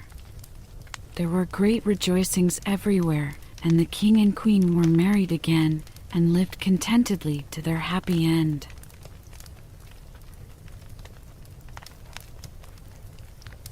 Rumpelstiltskin. There was once a miller who was poor, but he had one beautiful daughter. It happened one day that he came to speak with the king, and, to give himself consequence, he told him that he had a daughter who could spin gold out of straw. The king said to the miller, "That is an art that pleases me well. If thy daughter is as clever as you say, bring her to my castle tomorrow, that I may put her to the proof." When the girl was brought to him, he led her into a room that was quite full of straw, and gave her a wheel and spindle, and said, "Now set to work, and if by the early morning thou hast not spun this straw to gold, thou shalt die." And he shut the door himself and left her there alone. And so the poor miller's daughter was left there sitting, and could not think what to do for her life. She had no notion how to set to work to spin gold from straw, and her distress grew so great that she began to weep. Then all at once the door opened, and in came a little man, who said, "Good evening, miller's daughter. Why are you crying?" "Oh," answered the girl, "I have got to spin gold out of straw, and I don't understand the business." Then the little man said, "What will you give me if I spin it for you?" "My necklace," said the girl. The little man took the necklace, seated himself before the wheel, and whir, whir, whir. 3 times round, and the bobbin was full. Then he took up another, and whir, whir, whir. 3 times round, and that was full. And so he went on till the morning, when all the straw had been spun, and all the bobbins were full of gold. At sunrise came the king, and when he saw the gold, he was astonished and very much rejoiced, for he was very avaricious. He had the miller's daughter taken into another room filled with straw, much bigger than the last, and told her that as she valued her life, she must spin it all in one night. The girl did not know what to do, so she began to cry, and then the door opened, and the little man appeared and said, "What will you give me if I spin all this straw into gold?" "The ring from my finger," answered the girl. So the little man took the ring and began again to send the wheel whirring round, and by the next morning all the straw was spun into glistening gold. The king was rejoiced beyond measure at the sight, but as he could never have enough of gold, he had the miller's daughter taken into a still larger room full of straw, and said, "This, too, must be spun in one night, and if you accomplish it, you shall be my wife." For he thought, although she is but a miller's daughter, I am not likely to find anyone richer in the whole world. As soon as the girl was left alone, the little man appeared for the 3rd time and said, "What will you give me if I spin the straw for you this time?" "I have nothing left to give," answered the girl. "Then you must promise me the first child you have after you are queen," said the little man. "But who knows whether that will happen?" thought the girl, but as she did not know what else to do in her necessity, she promised the little man what he desired, upon which he began to spin until all the straw was gold. And when in the morning the king came and found all done according to his wish, he caused the wedding to be held at once, and the miller's pretty daughter became a queen. In a year's time she brought a fine child into the world, and thought no more of the little man. But one day he came suddenly into her room and said, "Now give me what you promised me." The queen was terrified greatly, and offered the little man all the riches of the kingdom if he would only leave the child. But the little man said, "No, I would rather have something living than all the treasures of the world." Then the queen began to lament and to weep, so that the little man had pity upon her. "I will give you 3 days," said he, "and if at the end of that time you cannot tell my name, you must give up the child to me." Then the queen spent the whole night in thinking over all the names that she had ever heard, and sent a messenger through the land to ask far and wide for all the names that could be found. And when the little man came next day, beginning with Casper, Melchior, Balthazar, she repeated all she knew, and went through the whole list, but after each the little man said, "That is not my name." The 2nd day the queen sent to inquire of all the neighbors what the servants were called, and told the little men all the most unusual and singular names, saying, "Perhaps you are called roast ribs, or sheep shanks, or spindle shanks." But he answered nothing but, "That is not my name." The 3rd day the messenger came back again, and said, "I have not been able to find one single new name, but as I passed through the woods I came to a high hill, and near it was a little house, and before the house burned a fire, and round the fire danced a comical little man, and he hopped on one leg and cried, 'Today do I bake, tomorrow I brew, the day after that the queen's child comes in.' And oh, I am glad that nobody knew that the name I am called is Rumpelstiltskin. You cannot think how pleased the queen was to hear that name, and soon afterwards, when the little man walked in and said, "Now, Mrs. Queen, what is my name?" she said, "At first, are you called Jack?"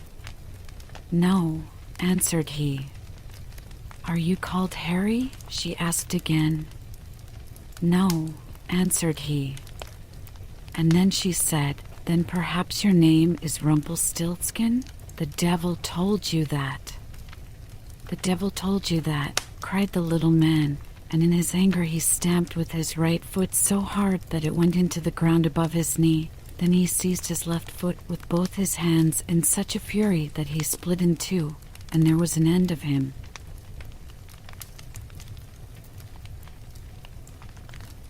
Sleeping Beauty.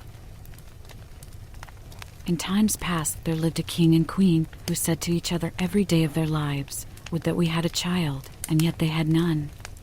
But it happened once that when the queen was bathing, there came a frog out of the water, and he squatted on the ground and said to her, "Thy wish shall be fulfilled. Before a year has gone by, thou shalt bring a daughter into the world."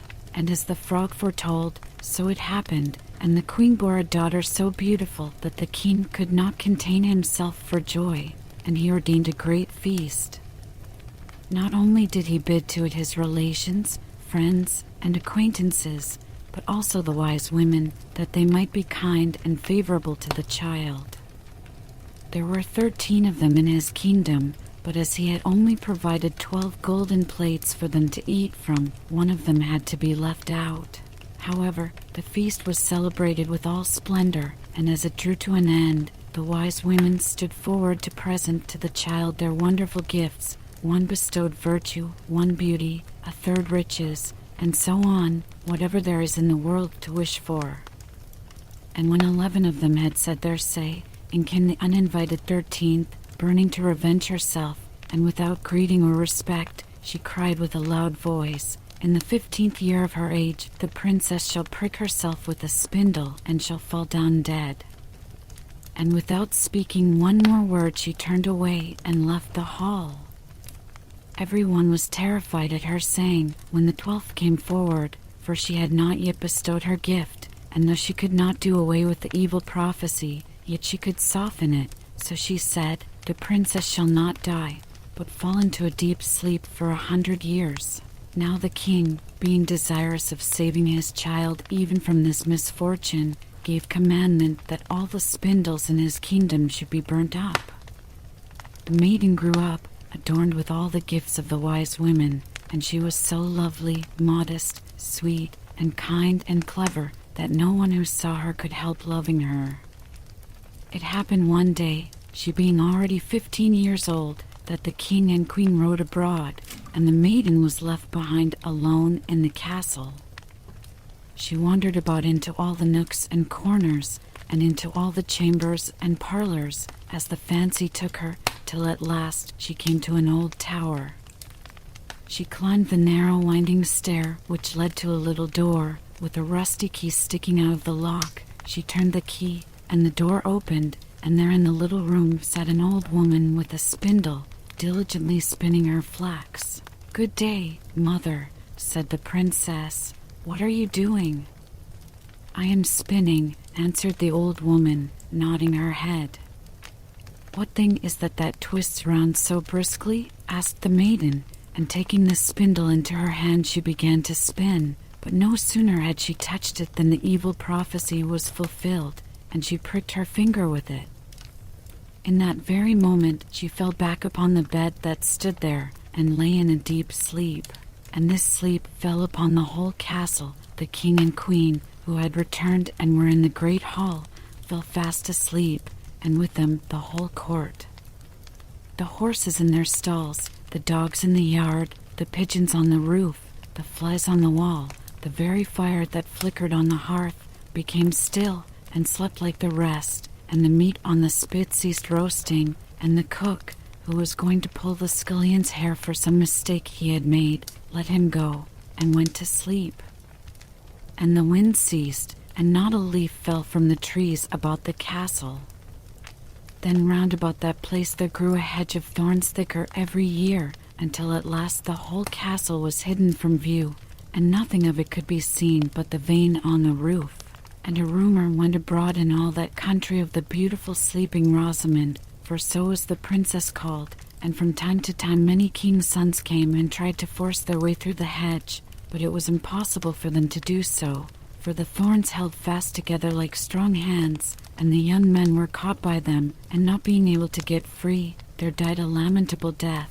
Many a long year afterwards there came a king's son into that country, and heard an old man tell how there should be a castle standing behind the hedge of thorns, and that there a beautiful enchanted princess named Rosamond had slept for 100 years, and with her the king and queen and the whole court.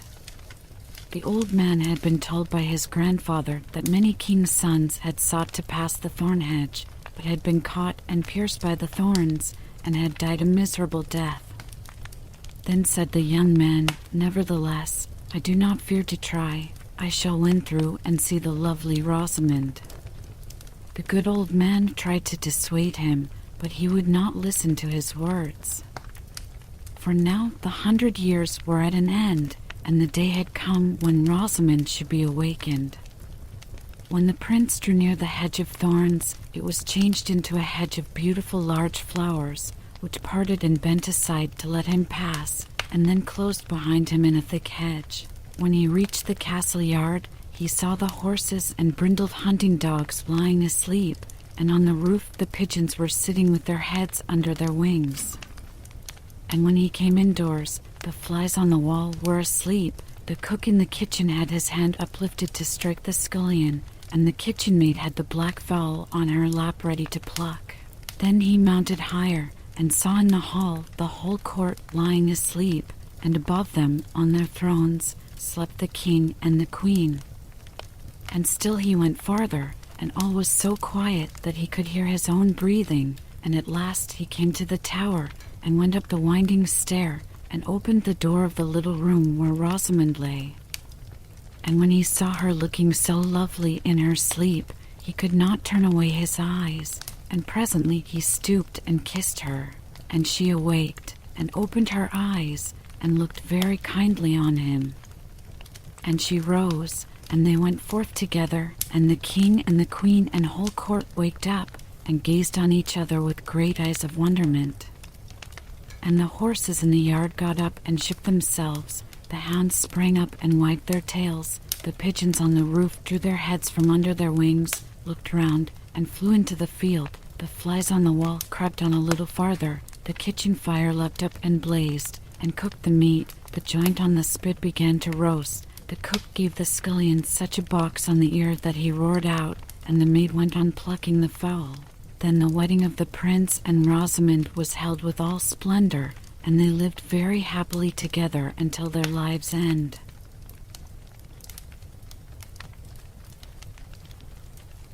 Hansel and Gretel. Near a great forest there lived a poor woodcutter and his wife, and his 2 children. The boy's name was Hansel and the girl's Gretel.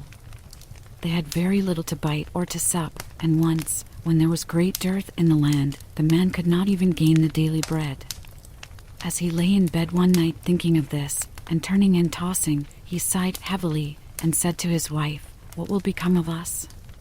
We cannot even feed our children. There is nothing left for ourselves." "I will tell you what, husband," answered the wife. "We will take the children early in the morning into the forest, where it is thickest. We will make them a fire, and we will give each of them a piece of bread. Then we will go to our work and leave them alone. They will never find the way home again, and we shall be quit of them." "No, wife," said the man, "I cannot do that. I cannot find in my heart to take my children into the forest and to leave them there alone. The wild animals would soon come and devour them." "Oh, you fool," said she, "then we will all 4 starve. You had better get the coffins ready." And she left him no peace until he consented. "But I really pity the poor children," said the man. The 2 children had not been able to sleep for hunger, and had heard what their stepmother had said to their father. Gretel wept bitterly, and said to Hansel, "It is all over with us. "Do be quiet, Gretel," said Hansel, "and do not fret, one will manage something." And when the parents had gone to sleep, he got up, put on his little coat, opened the back door, and slipped out. The moon was shining brightly, and the white flints that lay in front of the house glistened like pieces of silver. Hansel stooped and filled the little pocket of his coat as full as it would hold. Then he went back again and said to Gretel, "Be easy, dear little sister, and go to sleep quietly. God will not forsake us," and laid himself down again in his bed. When the day was breaking, and before the sun had risen, the wife came and awakened the two children, saying, "Get up, you lazy bones, we are going into the forest to cut wood." Then she gave each of them a piece of bread, and said, "That is for dinner, and you must not eat it before then, for you will get no more." Gretel carried the bread under her apron, for Hansel had his pockets full of the flints. Then they set off all together on their way to the forest. When they had gone a little way, Hansel stood still and looked back towards the house, and this he did again and again, till his father said to him, "Hansel, what are you looking at? Take care not to forget your legs." "Oh, father," said Hansel, "well, I'm looking at my little white kitten, who is sitting up on the roof to bid me goodbye." "You young fool," said the woman, "that is not your kitten, but the sunshine on the chimney pot." Of course Hansel had not been looking at his kitten, but had been taking every now and then a flint from his pocket and dropping it on the road. When they reached the middle of the forest, the father told the children to collect wood to make a fire to keep them warm, and Hansel and Gretel gathered brushwood enough for a little mountain jay, and it was set on fire. And when the flame was burning quite high, the wife said, "Now lie down by the fire and rest yourselves, you children, and we will go and cut wood, and when we are ready we will come and fetch you." So Hansel and Gretel sat by the fire, and at noon they each ate their pieces of bread. They thought their father was in the wood all the time, as they seemed to hear the strokes of the axe, but really it was only a dry branch hanging to a withered tree that the wind moved to and fro. So when they had stayed there a long time, their eyelids closed with weariness, and they fell fast asleep. When at last they woke, it was night, and Gretel began to cry, and said, "How shall we ever get out of this wood?" But Hansel comforted her, saying, "Wait a little while longer, until the moon rises, and then we can easily find the way home." And when the full moon got up, Hansel took his little sister by the hand, and followed the way where the flint stones shone like silver, and showed them the road. They walked on the whole night through, and at the break of day they came to their father's house. They knocked at the door, and when the wife opened it and saw that it was Hansel and Gretel, she said, "You naughty children, why did you sleep so long in the wood? We thought you were never coming home again." But the father was glad, for it had gone to his heart to leave them both in the woods alone. Not very long after that there was again great scarcity in those parts, and the children heard their mother say at night in bed to their father, "Everything is finished up. We have only half a loaf, and after that the tale comes to an end. The children must be off. We will take them farther into the wood this time, so that they shall not be able to find the way back again. There is no other way to manage." The man felt sad at heart, and he thought it would better to share one's last morsel with one's children. But the wife would listen to nothing that he said, but scolded and reproached him. "He who says a must say be too, and when a man has given in once he has to do it a second time." But the children were not asleep, and had heard all the talk. When the parents had gone to sleep, Hansel got up to go out and get more flint stones, as he did before, but the wife had locked the door, and Hansel could not get out, but he comforted his little sister, and said, "Don't cry, Gretel, and go to sleep quietly, and God will help us." Early the next morning the wife came and pulled the children out of bed. She gave them each a little piece of bread less than before, and on the way to the wood Hansel crumbled the bread in his pocket and often stopped to throw a crumb on the ground. "Hansel, what are you stopping behind and staring for?" said the father. "I am looking at my little pigeons sitting on the roof to say goodbye to me," answered Hansel. "You fool," said the wife, "that is no pigeon, but the morning sun shining on the chimney pots." Hansel went on as before and strewed bread crumbs all along the road. The woman led the children far into the wood, where they had never been before in all their lives. And again there was a large fire made, and the mother said, "Sit still there, you children, and when you are tired you can go to sleep. We are going into the forest to cut wood, and in the evening, when we are ready to go home, we will come and fetch you." So when noon came, Gretel shared her bread with Hansel, who had strewed his along the road. Then they went to sleep, and the evening passed, and no one came for the poor children. When they awoke, it was dark night, and Hansel comforted his little sister and said, "Wait a little, Gretel, until the moon gets up, then we shall be able to see the way home by the crumbs of bread that I have scattered along it." So when the moon rose they got up, but they could find no crumbs of bread, for the birds of the woods and of the fields had come and picked them up. Hansel thought they might find the way all the same, but they could not. They went on all that night, and the next day from the morning until the evening, but they could not find the way out of the wood, and they were very hungry, for they had nothing to eat but the few berries they could pick up.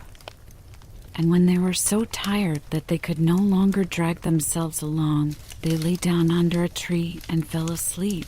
It was now the third morning since they had left their father's house.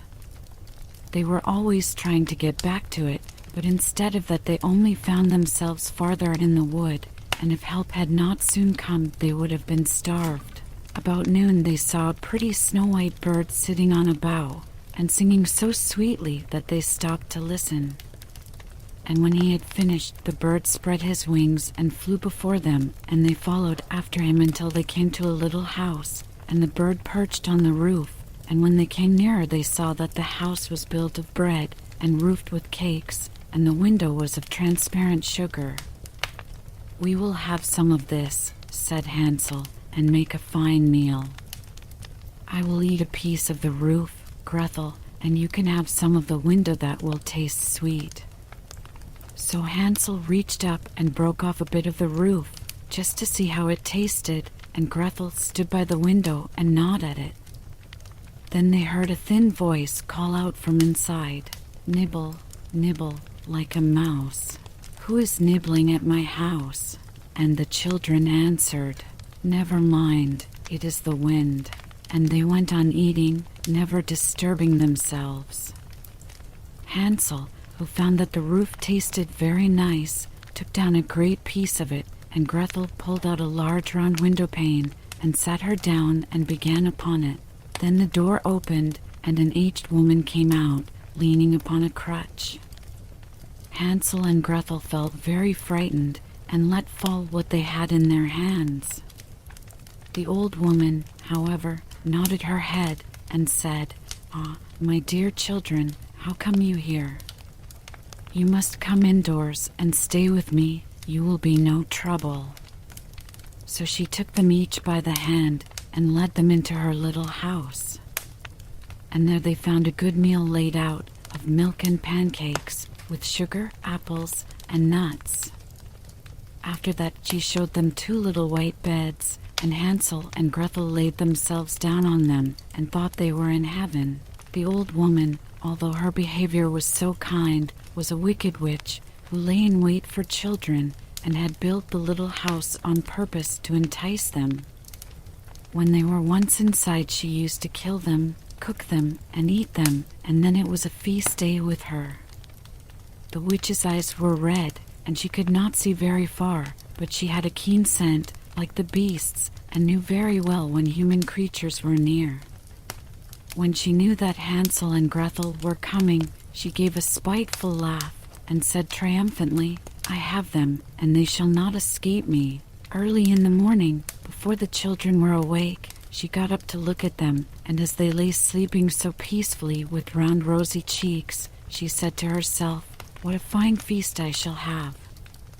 Then she grasped Hansel with her withered hand and led him into a little stable and shut him up behind a grating, and call and scream as he might, it was no good.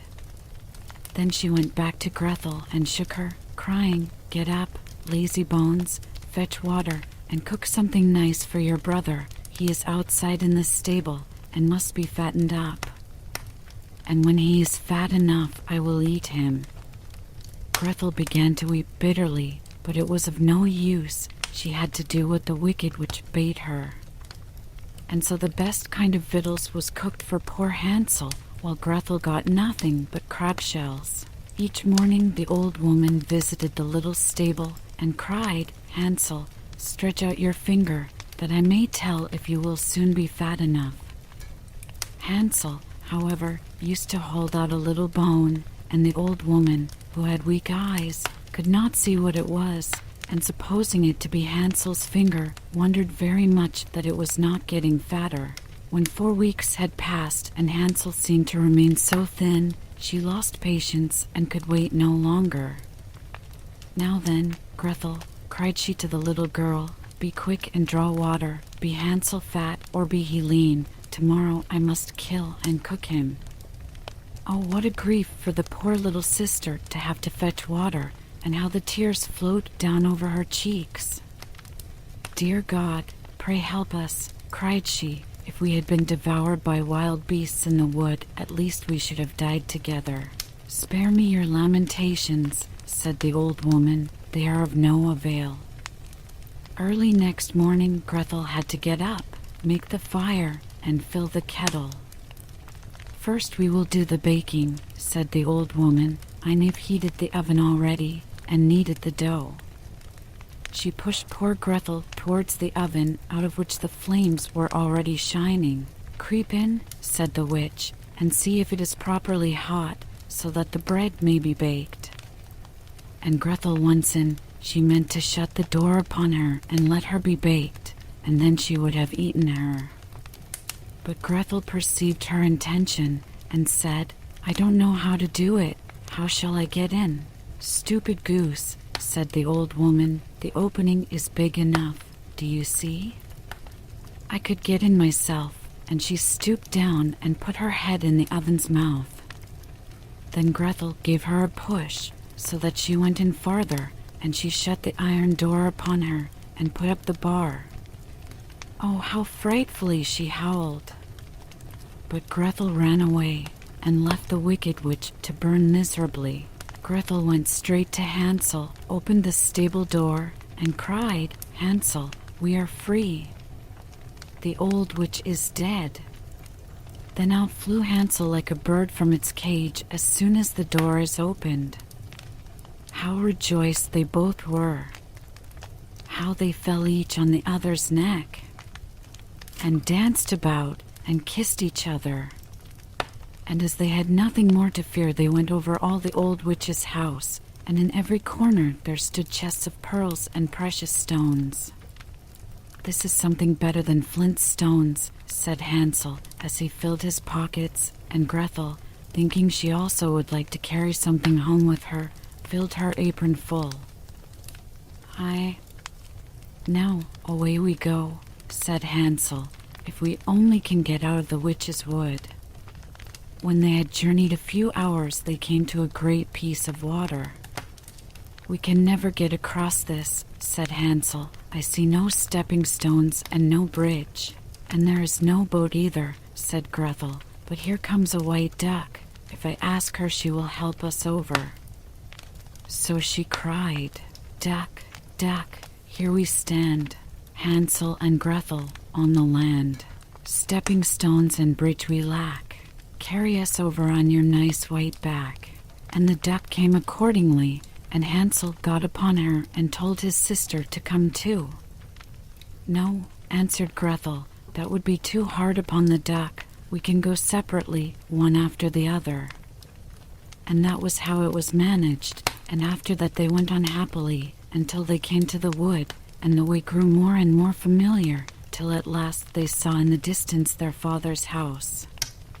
Then they ran till they came up to it, rushed in at the door, and fell on their father's neck. The man had not had a quiet hour since he left his children in the wood, but the wife was dead. And when Grethel opened her apron, the pearls and precious stones were scattered all over the room, and Hansel took one handful after another out of his pocket. Then was all care at an end, and they lived in great joy together. My tale is done. There runs a mouse. Whosoever catches it may make himself a big fur cap out of it.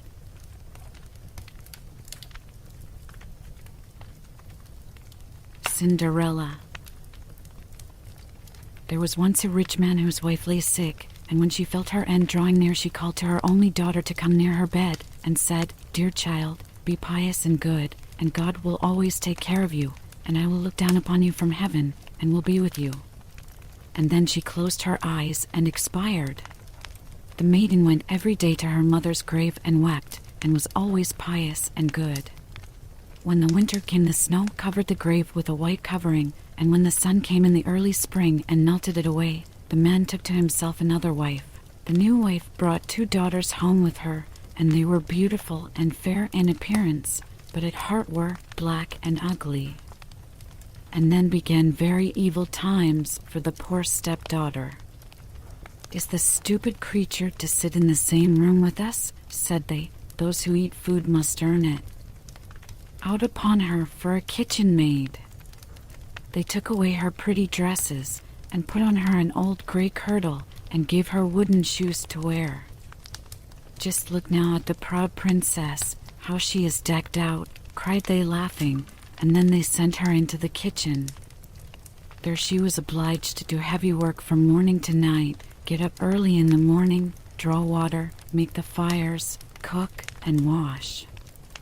Besides that, the sisters did their utmost to torment her, mocking her, and strewing peas and lentils among the ashes, and setting her to pick them up. In the evenings, when she was quite tired out with her hard day's work, she had no bed to lie on, but was obliged to rest on the hearth among the cinders. And as she always looked dusty and dirty, they named her Cinderella. It happened one day that the father went to the fair, and he asked his 2 stepdaughters what he should bring back for them. "Fine clothes," said one. "Pearls and jewels," said the other. "But what will you have, Cinderella?" said he. "The first twig, father, that strikes against your hat on the way home. That is what I should like you to bring me." So he bought for the 2 stepdaughters fine clothes, pearls, and jewels, and on his way back, as he rode through a green lane, a hazel twig struck against his hat, and he broke it off and carried it home with him. And when he reached home, he gave to the stepdaughters what they had wished for, and to Cinderella he gave the hazel twig. She thanked him and went to her mother's grave, and planted this twig there, weeping so bitterly that the tears fell upon it and watered it, and it flourished and became a fine tree. Cinderella went to see it 3 times a day, and wept and prayed, and each time a white bird rose up from the tree, and if she uttered any wish, the bird brought her whatever she had wished for. Now it came to pass that the king ordained a festival that should last for 3 days, and to which all the beautiful young women of that country were bidden, so that the king's son might choose a bride from among them. When the 2 stepdaughters heard that they too were bidden to appear, they felt very pleased, and they called Cinderella, and said, "Comb our hair, brush our shoes, and make our buckles fast. We are going to the wedding feast at the king's castle." Cinderella, when she heard this, could not help crying, for she too would have liked to go to the dance, and she begged her stepmother to allow her. "What, you Cinderella," said she, "in all your dust and dirt, you want to go to the festival? You that have no dress and no shoes. You want to dance." But as she persisted in asking, at last the stepmother said, "I have strewed a dish full of lentils in the ashes, and if you can pick them all up again in 2 hours, you may go with us." Then the maiden went to the back door that led into the garden, and called out, O gentle doves, O turtle doves, and all the birds that be, the lentils that in ashes lie, come and pick up for me. The good must be put in the dish. The bad you may eat if you wish. Then there came to the kitchen window 2 white doves, and after them some turtle doves, and at last a crowd of all the birds under heaven, chirping and fluttering, and they alighted among the ashes, and the doves nodded with their heads, and began to pick, peck, pick, peck, and then all the others began to pick, peck, peck, and put all the good grains into the dish. Before an hour was over, all was done, and they flew away. Then the maiden brought the dish to her stepmother, feeling joyful, and thinking that now she should go to the feast. But the stepmother said, No, Cinderella, you have no proper clothes, and you do not know how to dance, and you would be laughed at. And when Cinderella cried for disappointment, she added, If you can pick 2 dishes full of lentils out of the ashes, nice and clean, you shall go with us, thinking to herself, for that is not possible. When she had strewed 2 dishes full of lentils among the ashes, the maiden went through the back door into the garden, and cried, O gentle doves, O turtle doves, and all the birds that be, the lentils that in ashes lie, come and pick up for me. The good must be put in the dish.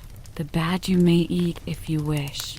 So there came to the kitchen window 2 white doves, and then some turtle doves, and at last a crowd of all the other birds under heaven, chirping and fluttering, and they alighted among the ashes, and the doves nodded with their heads, and began to pick, peck, and then all the others began to pick, peck, and put all the good grains into the dish. And before half an hour was over, it was all done, and they flew away. Then the maiden took the dishes to the stepmother, feeling joyful, and thinking that now she should go with them to the feast. But she said, All this is of no good to you. You cannot come with us, for you have no proper clothes, and cannot dance. You would put us to shame. Then she turned her back on poor Cinderella, and made haste to set out with her 2 proud daughters. And as there was no one left in the house, Cinderella went to her mother's grave under the hazel bush, and cried, little tree, shake over me, that silver and gold may come down and cover me. Then the bird threw down a dress of gold and silver, and a pair of slippers embroidered with silk and silver. And in all haste she put on the dress and went to the festival.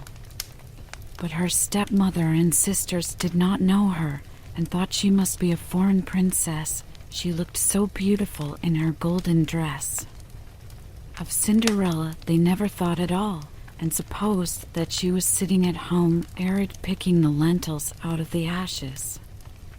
The king's son came to meet her, and took her by the hand and danced with her, and he refused to stand up with anyone else, so that he might not be obliged to let go her hand. And when anyone came to claim it, he answered, She is my partner.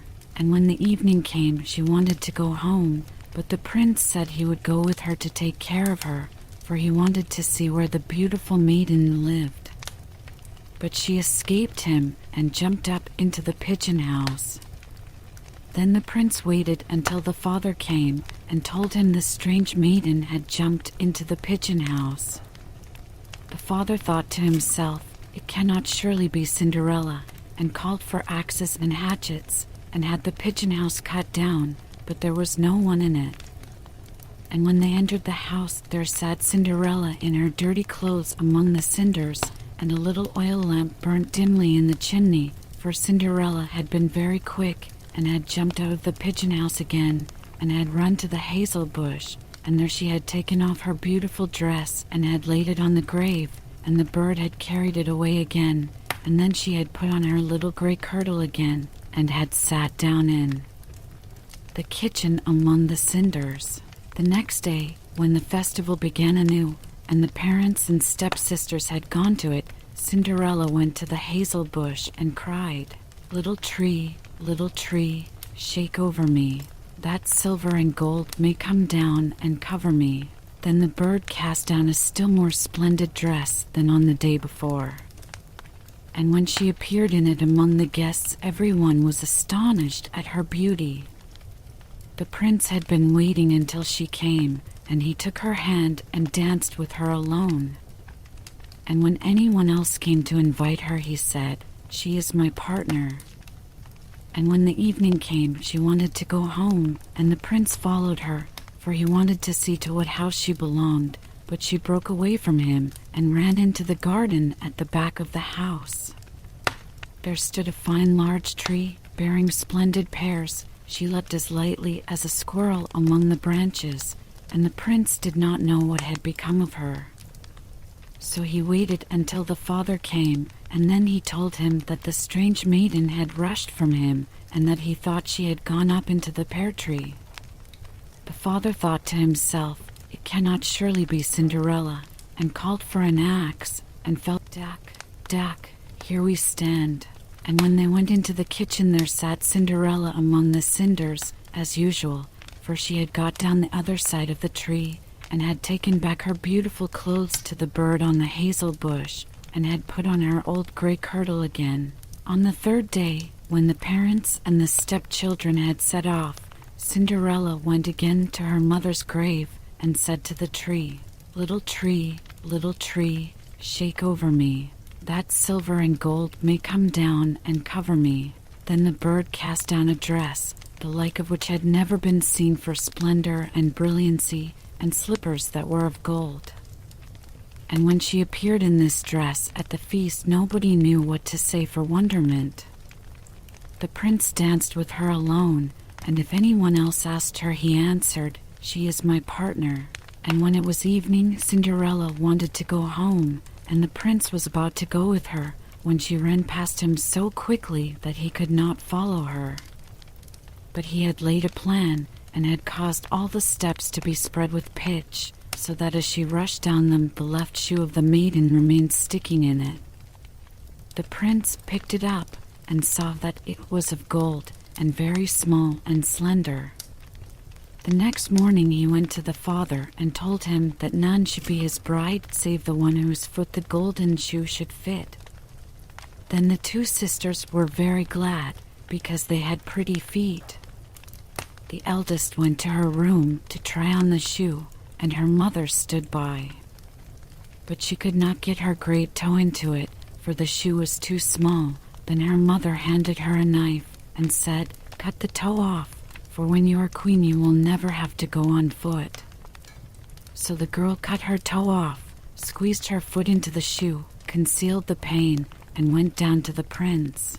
Then he took her with him on his horse as his bride, and rode off.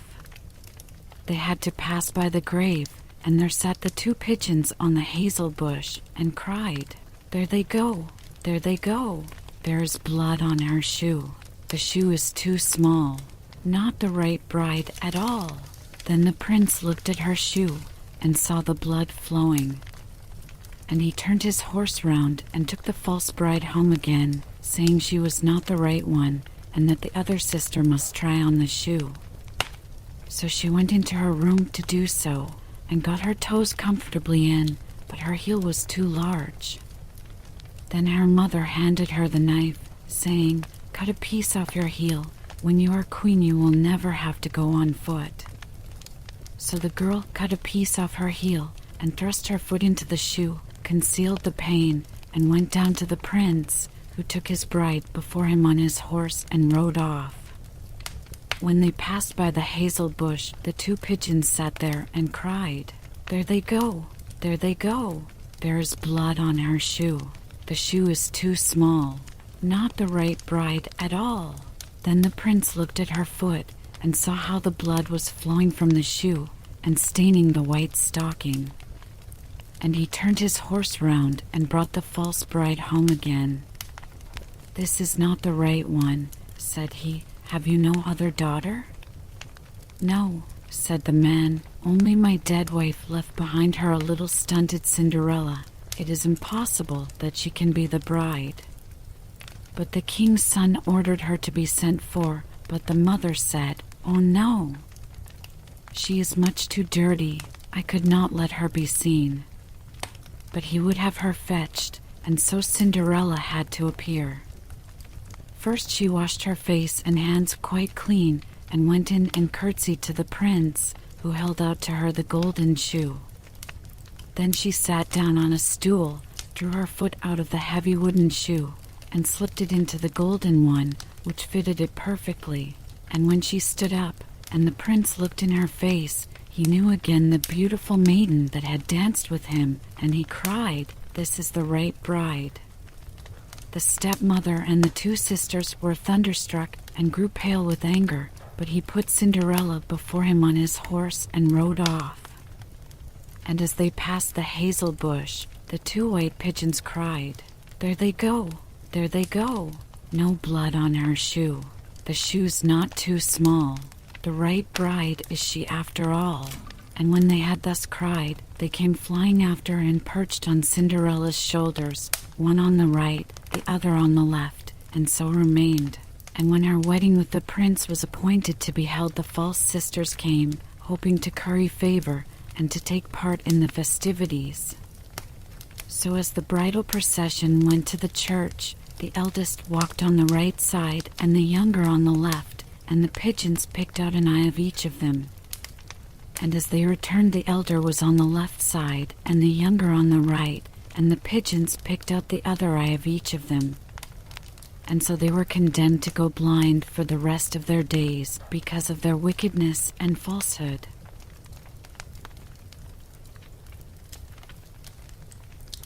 Snow White. It was the middle of winter, and the snowflakes were falling like feathers from the sky, and a queen sat at her window working, and her embroidery frame was of ebony. And as she worked, gazing at times out on the snow, she pricked her finger, and there fell from it 3 drops of blood on the snow. And when she saw how bright and red it looked, she said to herself, "Oh, that I had a child as white as snow, as red as blood, and as black as the wood of the embroidery frame." Not very long after she had a daughter, with a skin as white as snow, lips as red as blood, and hair as black as ebony, and she was named Snow White. And when she was born, the queen died. After a year had gone by, the king took another wife, a beautiful woman, but proud and overbearing, and she could not bear to be surpassed in beauty by anyone. She had a magic looking glass, and she used to stand before it and look in it and say, "Looking glass upon the wall, who is fairest of us all?" And the looking glass would answer, "You are fairest of them all." And she was contented, for she knew that the looking glass spoke the truth. Now, Snow White was growing prettier and prettier, and when she was 7 years old, she was as beautiful as day, far more so than the queen herself. So one day, when the queen went to her mirror and said, "Looking glass upon the wall, who is fairest of us all?" it answered, "Queen, you are full fair, 'tis true, but Snow White fairer is than you." This gave the queen a great shock, and she became yellow and green with envy, and from that hour her heart turned against Snow White, and she hated her. And envy and pride, like ill weeds, grew in her heart higher every day, until she had no peace day or night. At last she sent for a huntsman, and said, "Take the child out into the woods, so that I may set eyes on her no more. You must put her to death, and bring me her heart for a token." The huntsman consented, and led her away, but when he drew his cutlass to pierce Snow White's innocent heart, she began to weep, and to say, "Oh, dear huntsman, do not take my life. I will go away into the wild wood, and never come home again." And as she was so lovely, the huntsman had pity on her, and said, "Away with you then, poor child," for he thought the wild animals would be sure to devour her, and it was as if a stone had been rolled away from his heart when he spared to put her to death. Just at that moment a young wild boar came running by, so he caught and killed it, and taking out its heart, he brought it to the queen for a token. And it was salted and cooked, and the wicked woman ate it up, thinking that there was an end of Snow White. Now, when the poor child found herself quite alone in the wild woods, she felt full of terror, even of the very leaves on the trees, and she did not know what to do for fright. Then she began to run over the sharp stones and through the thorn bushes, and the wild beasts after her, but they did her no harm. She ran as long as her feet would carry her, and when the evening drew near she came to a little house, and she went inside to rest. Everything there was very small, but as pretty and clean as possible. There stood the little table ready laid, and covered with a white cloth, and 7 little plates, and 7 knives and forks, and drinking cups. By the wall stood 7 little beds, side by side, covered with clean white quilts. Snow White, being very hungry and thirsty, ate from each plate a little porridge and bread, and drank out of each little cup a drop of wine, so as not to finish up one portion alone. After that she felt so tired that she lay down on one of the beds, but it did not seem to suit her. One was too long, another too short, but at last the 7th was quite right, and so she lay down upon it, committed herself to heaven, and fell asleep. When it was quite dark, the masters of the house came home. They were 7 dwarfs, whose occupation was to dig underground among the mountains. When they had lighted their 7 candles, and it was quite light in the little house, they saw that someone must have been in, as everything was not in the same order in which they left it. The first said, "Who has been sitting in my little chair?" The second said, "Who has been eating from my little plate?" The third said, "Who has been taking my little loaf?" The fourth said, "Who has been tasting my porridge?" The fifth said, "Who has been using my little fork?" The sixth said, "Who has been cutting with my little knife?" The 7th said, "Who has been drinking from my little cup?" Then the first one, looking round, saw a hollow in his bed, and cried, "Who has been lying on my bed?" And the others came running, and cried, "Someone has been on our beds too."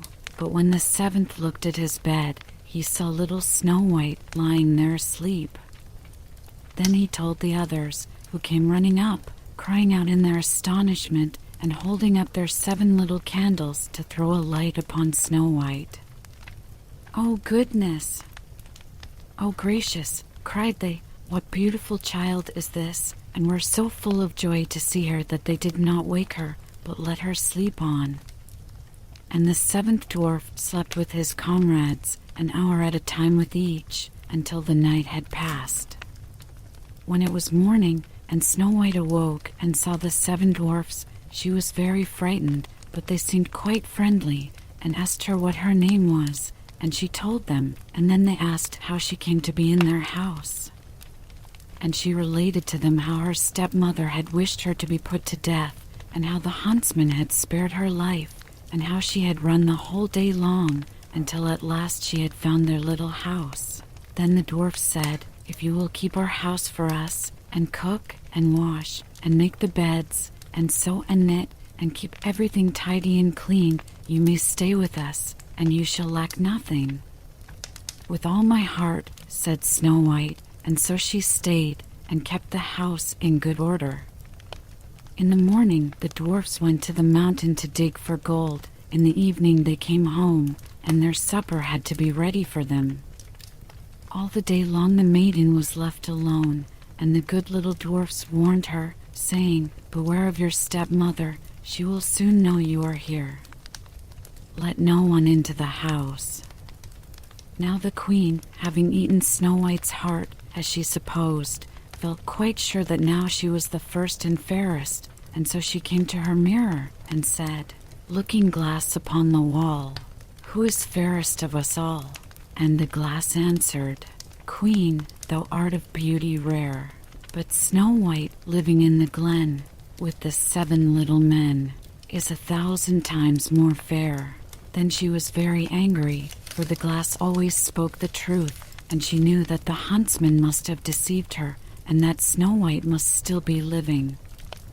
And she thought and thought how she could manage to make an end of her, for as long as she was not the fairest in the land, envy left her no rest. At last she thought of a plan. She painted her face and dressed herself like an old peddler woman, so that no one would have known her. In this disguise she went across the 7 mountains until she came to the house of the 7 little dwarfs, and she knocked at the door and cried, "Fine wares to sell. Fine wares to sell." Snow White peeped out of the window and cried, "Good day, good woman, what have you to sell?" "Good wares, fine wares," answered she, "laces of all colors," and she held up a piece that was woven of variegated silk. "I need not be afraid of letting in this good woman," thought Snow White, and she unbarred the door and bought the pretty lace. "What a figure you are, child," said the old woman. "Come and let me lace you properly for once." Snow White, suspecting nothing, stood up before her and let her lace her with the new lace, but the old woman laced so quick and tight that it took Snow White's breath away, and she fell down as dead. "Now you have done with being the fairest," said the old woman as she hastened away. Not long after that, towards evening, the 7 dwarfs came home and were terrified to see their dear Snow White lying on the ground without life or motion. They raised her up, and when they saw how tightly she was laced, they cut the lace in two. Then she began to draw breath, and little by little she returned to life. When the dwarfs heard what had happened, they said, "The old peddler woman was no other than the wicked queen. You must beware of letting anyone in when we are not here." And when the wicked woman got home, she went to her glass and said, "Looking glass against the wall, who is fairest of us all?" And it answered as before, "Queen, thou art of beauty rare." But Snow White, living in the glen with the 7 little men, is 1,000 times more fair. When she heard that, she was so struck with surprise that all the blood left her heart, for she knew that Snow White must still be living. "But now," said she, "I will think of something that will be her ruin." And by witchcraft she made a poisoned comb. Then she dressed herself up to look like another different sort of old woman. So she went across the 7 mountains and came to the house of the 7 dwarfs and knocked at the door and cried, "Good wares to sell. Good wares to sell." Snow White looked out and said, "Go away. I must not let anybody in." "But you are not forbidden to look," said the old woman, taking out the poisoned comb and holding it up. It pleased the poor child so much that she was tempted to open the door, and when the bargain was made, the old woman said, "Now, for once your hair shall be properly combed." Poor Snow White, thinking no harm, let the old woman do as she would, but no sooner was the comb put in her hair than the poison began to work, and the poor girl fell down senseless. "Now, you paragon of beauty," said the wicked woman, "this is the end of you," and went off. By good luck, it was now near evening, and the 7 little dwarfs came home. When they saw Snow White lying on the ground as dead, they thought directly that it was the stepmother's doing, and looked about, found the poisoned comb, and no sooner had they drawn it out of her hair than Snow White came to herself and related all that had passed. Then they warned her once more to be on her guard, and never again to let anyone in at the door. And the queen went home and stood before the looking-glass and said, "Looking glass against the wall, who is fairest of us all?" And the looking-glass answered as before, "Queen, thou art of beauty rare." But Snow White, living in the glen with the 7 little men, is 1,000 times more fair. When she heard the looking-glass speak thus, she trembled and shook with anger. "Snow White shall die," cried she, "though it should cost me my own life." And then she went to a secret lonely chamber where no one was likely to come, and there she made a poisonous apple. It was beautiful to look upon, being white with red cheeks, so that anyone who should see it must long for it, but whoever ate even a little bit of it must die. When the apple was ready, she painted her face and clothed herself like a peasant woman, and went across the 7 mountains to where the 7 dwarfs lived. And when she knocked at the door, Snow White put her head out of the window and said, "I dare not let anybody in. The 7 dwarfs told me not." "All right," answered the woman, "I can easily get rid of my apples elsewhere. There, I will give you one." "No," answered Snow White, "I dare not take anything." "Are you afraid of poison?" said the woman. "Look here, I will cut the apple in 2 pieces. You shall have the red side, I will have the white one." For the apple was so cunningly made that all the poison was in the rosy half of it. Snow White longed for the beautiful apple, and as she saw the peasant woman eating a piece of it, she could no longer refrain, but stretched out her hand and took the poisoned half. But no sooner had she taken a morsel of it into her mouth than she fell to the earth as dead. And the queen, casting on her a terrible glance, laughed aloud and cried, "As white as snow, as red as blood, as black as ebony. This time the dwarfs will not be able to bring you to life again." And when she went home and asked the looking glass against the wall, "Who is fairest of us all?" at last it answered, "You are the fairest now of all." Then her envious heart had peace, as much as an envious heart can have. The dwarfs, when they came home in the evening, found Snow White lying on the ground, and there came no breath out of her mouth, and she was dead. They lifted her up, sought if anything poisonous was to be found, cut her laces, combed her hair, washed her with water and wine, but all was of no avail. The poor child was dead, and remained dead. Then they laid her on a bier, and sat all 7 of them round it, and wept and lamented 3 whole days. And then they would have buried her, but that she looked still as if she were living, with her beautiful blooming cheeks. So they said, "We cannot hide her away in the black ground." And they had made a coffin of clear glass, so as to be looked into from all sides, and they laid her in it, and wrote in golden letters upon it her name, and that she was a king's daughter. Then they set the coffin out upon the mountain, and one of them always remained by it to watch. And the birds came too, and mourned for Snow White, first an owl, then a raven, and lastly a dove. Now, for a long while Snow White lay in the coffin and never changed, but looked as if she were asleep, for she was still as white as snow, as red as blood, and her hair was as black as ebony. It happened, however, that one day a king's son rode through the wood and up to the dwarf's house, which was near it.